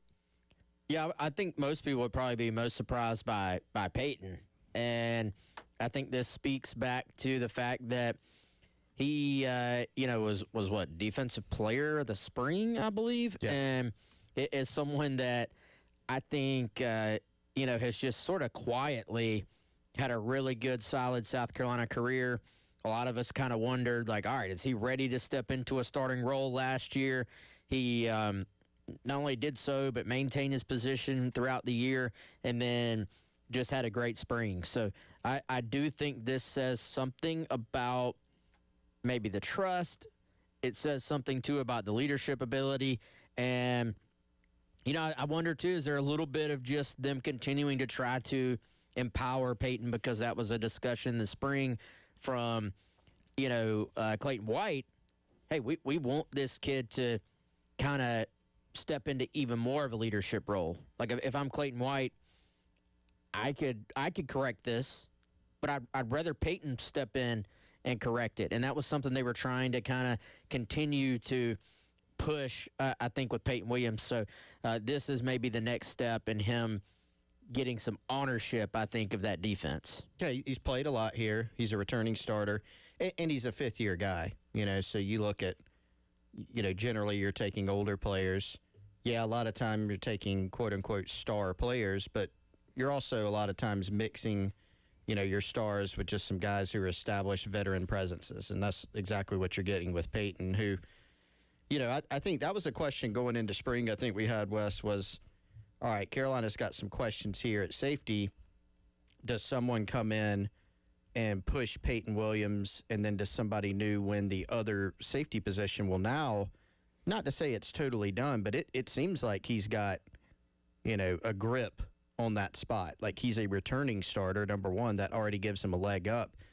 But he elevated his game in the spring, right, to where when we got that list, I think it was, you used a good word, quietly throughout his career, but also maybe just quietly during the spring. Like, I knew he had a solid spring. That was my impression. But to see that he was the Rex Enright Defensive Player of the Spring, you're going, okay, that says something. It says something about the trust that the staff has in him. I was trying to think, who else could have maybe gotten here? Like if you pick some other guys that weren't on this list, when I think all of them make sense. One of our members on Gamecock Central brought up Mo Brown. I thought he would be a great pick. Been here a long time, got a great personality, special teams player. Like he's endeared himself to the staff for that. I think Brady Hunt would have been a good pick. Also been around a while. They count on him, in a leadership role. He's played college football for a long time. He's been here for multiple years now. I think those two also would have made sense. I think a lot of people would ask the question of why you haven't taken Dylan Stewart. I think an easy answer is Stewart just doesn't have a lot to say. So maybe, and this is an event where again you're promoting your program, right? Hey, what's the buzz? What's things to be excited about? Why are you guys going to turn things around this season? And this is just the personality of Dylan Stewart. He's a man of few words, right? So I don't know if this is the best setting for him. And look, like even a guy like Lenore Sellers, early on in his career, not somebody that was as open, but he's kind of opened up a little bit more. We had him on at Media Days last year and was definitely more talkative than he had been, in years past. So I just don't know if this is the fit for a guy like Stewart, as great of a player as he is. He's not somebody that's going to expand as much as some of these other guys might. Yeah, I mean, you don't want to torture the guy. You know what I'm saying? Like he's like hating life up there. He's like, Coach, do I have to? I don't. So, some guys just don't enjoy that aspect of it either. So I think that makes sense. Like, certainly, your three most high-profile players are Lenora Sellers, Nick Harbor, and Dylan Stewart, in some order. But I could see Dylan just not really having a heck of a lot of interest in going out and doing that. And, there were some other guys I think that make sense in terms of, like, having played a lot. But, Peyton just being, like Chris said, a fifth-year guy, someone that you were maybe counting on to, like I said, become more of a leader. This makes a lot of sense. Like I think like all three of your linebackers would have made sense. Gabe Brownlow-Dindy is a second-year player here, is going to play a major role for South Carolina. He would have made sense. Judge and Vicari are going to be huge players for you in the secondary. All these guys make a lot of sense, but, I can certainly see why they picked these three. Yeah, and, you also look, I mean, I was going to mention Gabe Brownlow-Dendy. He would have been a good one, too. And he's got I think he fits, that setting in terms of his personality, too. But so a lot of your guys, frankly, that are in that fifth-year senior category are transfers, and typically, y'all correct me if I'm wrong, I mean, Beamer hasn't really taken first-year transfers to media days, as I recall. Typically he's taking guys that are returning that have been in the program, which, as you said, you're promoting the program. Yeah. You want those guys to have some level of experience. The other thing about Dylan, guys, and I don't know how much, this might have been a zero part of it, probably 75% of the questions would have been, how are you feeling? Are you going to play this year? When are you back? What are you doing? And it's like, all right, this is not the setting for that. We're trying to preview the team, the program. We're not here to, talk about injuries and how Dylan's back's doing and all those types of things. Yeah, it's a fair point. Yeah, that it probably would have been a bombardment of trying to get insight into where he's at. And because, again, we know he didn't really take part in much of spring, but it was more precautionary, and we expect he's going to be good by the time the season rolls around. But until you see that on the field, you obviously have to ask those questions. I will say, I think Nick Harbor has the ability to maybe be one of the best player speakers at media days. We've heard him talk plenty of times. He's been in here with the Garnet Trust Hour and stuff like that. Somebody that, oozes confidence, right? Self-confidence in himself, the team, and all that kind of stuff. And I think he'll fit in really well at this next week when he gets to talk. Yeah, he's always been like that, man. He's always been a great interview, and can sit and sort of expound on things. And I think as someone that the more regionalized media will probably have some interesting questions for him just based on his story to this point. Probably some things that have already been covered here locally but have not maybe found their way out of the bubble. Do y'all think Beamer's going to get asked going into year 6 what he learned from his dad in coaching? Again, for the 6th year in a row? When he's in the main room, not local media. Yeah, not local media. Some national person is probably gonna ask that. Yeah, like Beamer could coach 40 years. This is my 40th media days. What'd you learn from Frank? It's like just refer back to last year and year 1. Comes with the territory being the son of a legend, I guess.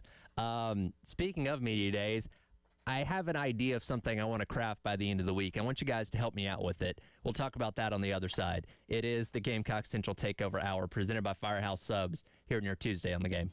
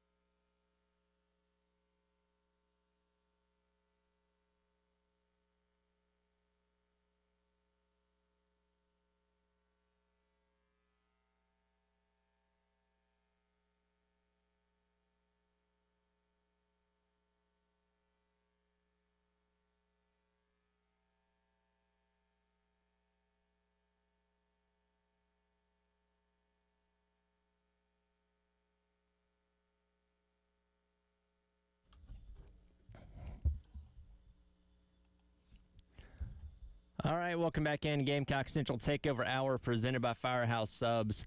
Tyler West, Chris, wrapping up the hour here on your Tuesday on the game. Again, a week from today, we're going to hear from Coach Beamer and, as we just learned a few minutes ago, the player representatives for South Carolina out at SEC Media Days. And, Chris, I'm really glad you brought up the thing about Beamer being asked, hey, would you learn from Frank about this, that, or whatever? Because I meant to do this last year and I didn't do it, but I want to do it this year. I want to create a bingo card for both Shane Beamer and Media Days as a whole for things that we can almost guarantee that we're going to be hearing, either in questions asked or things that come out of the mouths of coaches. Because Media Days is time for a lot of cliches, right? Things we hear all the time. We had a great spring. This is my favorite team we've ever had. I'm excited about this. All the guys are working hard. We're excited about what we brought in the transfer portal. We hear this from all the coaches. So the being asked about Frank Beamer thing is definitely one of them. What are other things we should put on the Shane Beamer bingo card in terms of either being asked or things he's going to say this time next week? Okay, all right. Shane Beamer bingo card. There's going to be something about the hot seat, and Okay. it may be worded differently, but in anything even alluding to, there's some pressure to win, anything like that, I think should count. I would say Lenora Sellers, like just being asked about, just Shane being asked about Sellers, Shane being asked about Kendall Briles in every single room and why he hired him and what the goals are for the offense. And then I think big picture, like every coach mentions or being asked about would be transfer portal / number of new players on the roster. And how about one for the number of times the word agent is mentioned? Okay. Because you could probably go through every SEC Media Day for a couple of decades, and agents were maybe never mentioned or mentioned like once in the entire span, to now anybody talking about, like I was going back and listening to Beamer on with Cole Kubelik from a few weeks ago, and they were talking about how different things are with upperclassmen deciding whether they're going to the NFL or whether they're going to come back to college. And Beamer is talking about agents and how the agents are now involved in the conversations with the players. So I think anytime there's NIL talk, that ultimately comes up. Yeah, and this probably falls in that same category. You covered a lot of them, Wes. But, just generally like state of college football, what are your thoughts? I mean, I would imagine all the coaches are going to get asked that. What do you think about the portal? How do we get this thing, quote unquote, under control? Maybe, 5-for-5 eligibility. Okay. How that changes. I think every coach is going to mention how tough their schedule is as well. Yes. That's kind of a given. Except for Missouri. Sorry. I think theirs is actually a little harder this year. I just got to them in my Phil Steele. I can't see all the way over there, but I'll see. It's a little bit tougher. Yeah. Yeah, 9-game schedule. 9-game schedule. That's got to be, that one's gonna be mentioned a lot. I feel like we play 9 SEC schools now. Yeah. Playoff. Playoff like talking about getting into the playoff. The with the 9-game schedule, do you think it helps the cause? Do you think it hurts the cause, et cetera? I think you'll get a lot of that. I wonder if we get so Beamer, as we know, he eliminated the as well. Yes. It's gone. Just decimated. Because he became aware of it. Just like the really thing. When you make him aware of it, he stops. Yeah, but he still does really. So I think the really, really, really, how many of those do we get? Those need a spot. So we need a counter. Yeah. For the roughly 30-ish minutes. Maybe a separate, like a blackout card for, blackout bingo. Okay. You just have to fill every spot. All right. Put about 9 on there, and then see what happens. Okay. The really only counts though if it's a back-to-backer. Like it's got to be a really, really. Back-to-backer. Yeah, you can't Just just say saying we're really doesn't we're count. really deep. Yeah, it'll be really. It's got to be a really, Yeah. really, really. Yeah. Yeah. So do we think Drinkwitz is taking shots again at people this year? Because he was kind of like the best quotes of media days a year ago, and he wasn't pulling punches. Now again, he was coming off of a 10-win season that helped. 8-5 last year. Maybe you're a little bit quieter this time around, but I think he kind of likes that. Like, hey, I'm the guy that people look forward to the press conference type of thing. So he might be out there shooting zingers again. He'll have some. Yeah. He'll have some towards something. It may not be other schools, but it'll be something. He will think it's funny. Does Lane Kiffin bring up the Ole Miss exit without being asked about it? No. No? I would probably say no. Or at least allude to it? No. No. He probably needs to avoid that at all costs. But that's going to be. That will be asked. It will be hammered, I would say. Does Lane Kiffin lean into expectations or start to? I feel like we've already seen him start to like try to back off the expectations. Oh, big time. Yeah, that's what he's trying to do. Yeah, I think so. Because a lot of the stuff from spring is like, hey, guys, now, slow down a little bit. Not going to win a national championship in year number one, though I think there's some in the fan base that are hoping for that. Yeah, I would say downplaying it more than anything else. Yeah, for sure. Anything else? We can craft this as the week goes along. Yeah, I just wanted to get some preliminary we got ideas. We got time. Okay, I can print off. We can all have one when we're listening to Beamer. Like, oh, there it is. What should we have like a free space of something that we know is definitely going to happen? I think a bunch of the things that we said are going to happen. That's why Yeah. we picked them. Just make a free space. Okay. Yeah. All right. I'll Make work on the little markers can be Beamer's face. this. Yeah. Put on there. I'll have to work on that one. We'll figure it out as the week goes along. And that'll do it for the Gamecock Central Takeover Hour presented by Firehouse Subs. Halftime show up next on your Tuesday on the Game.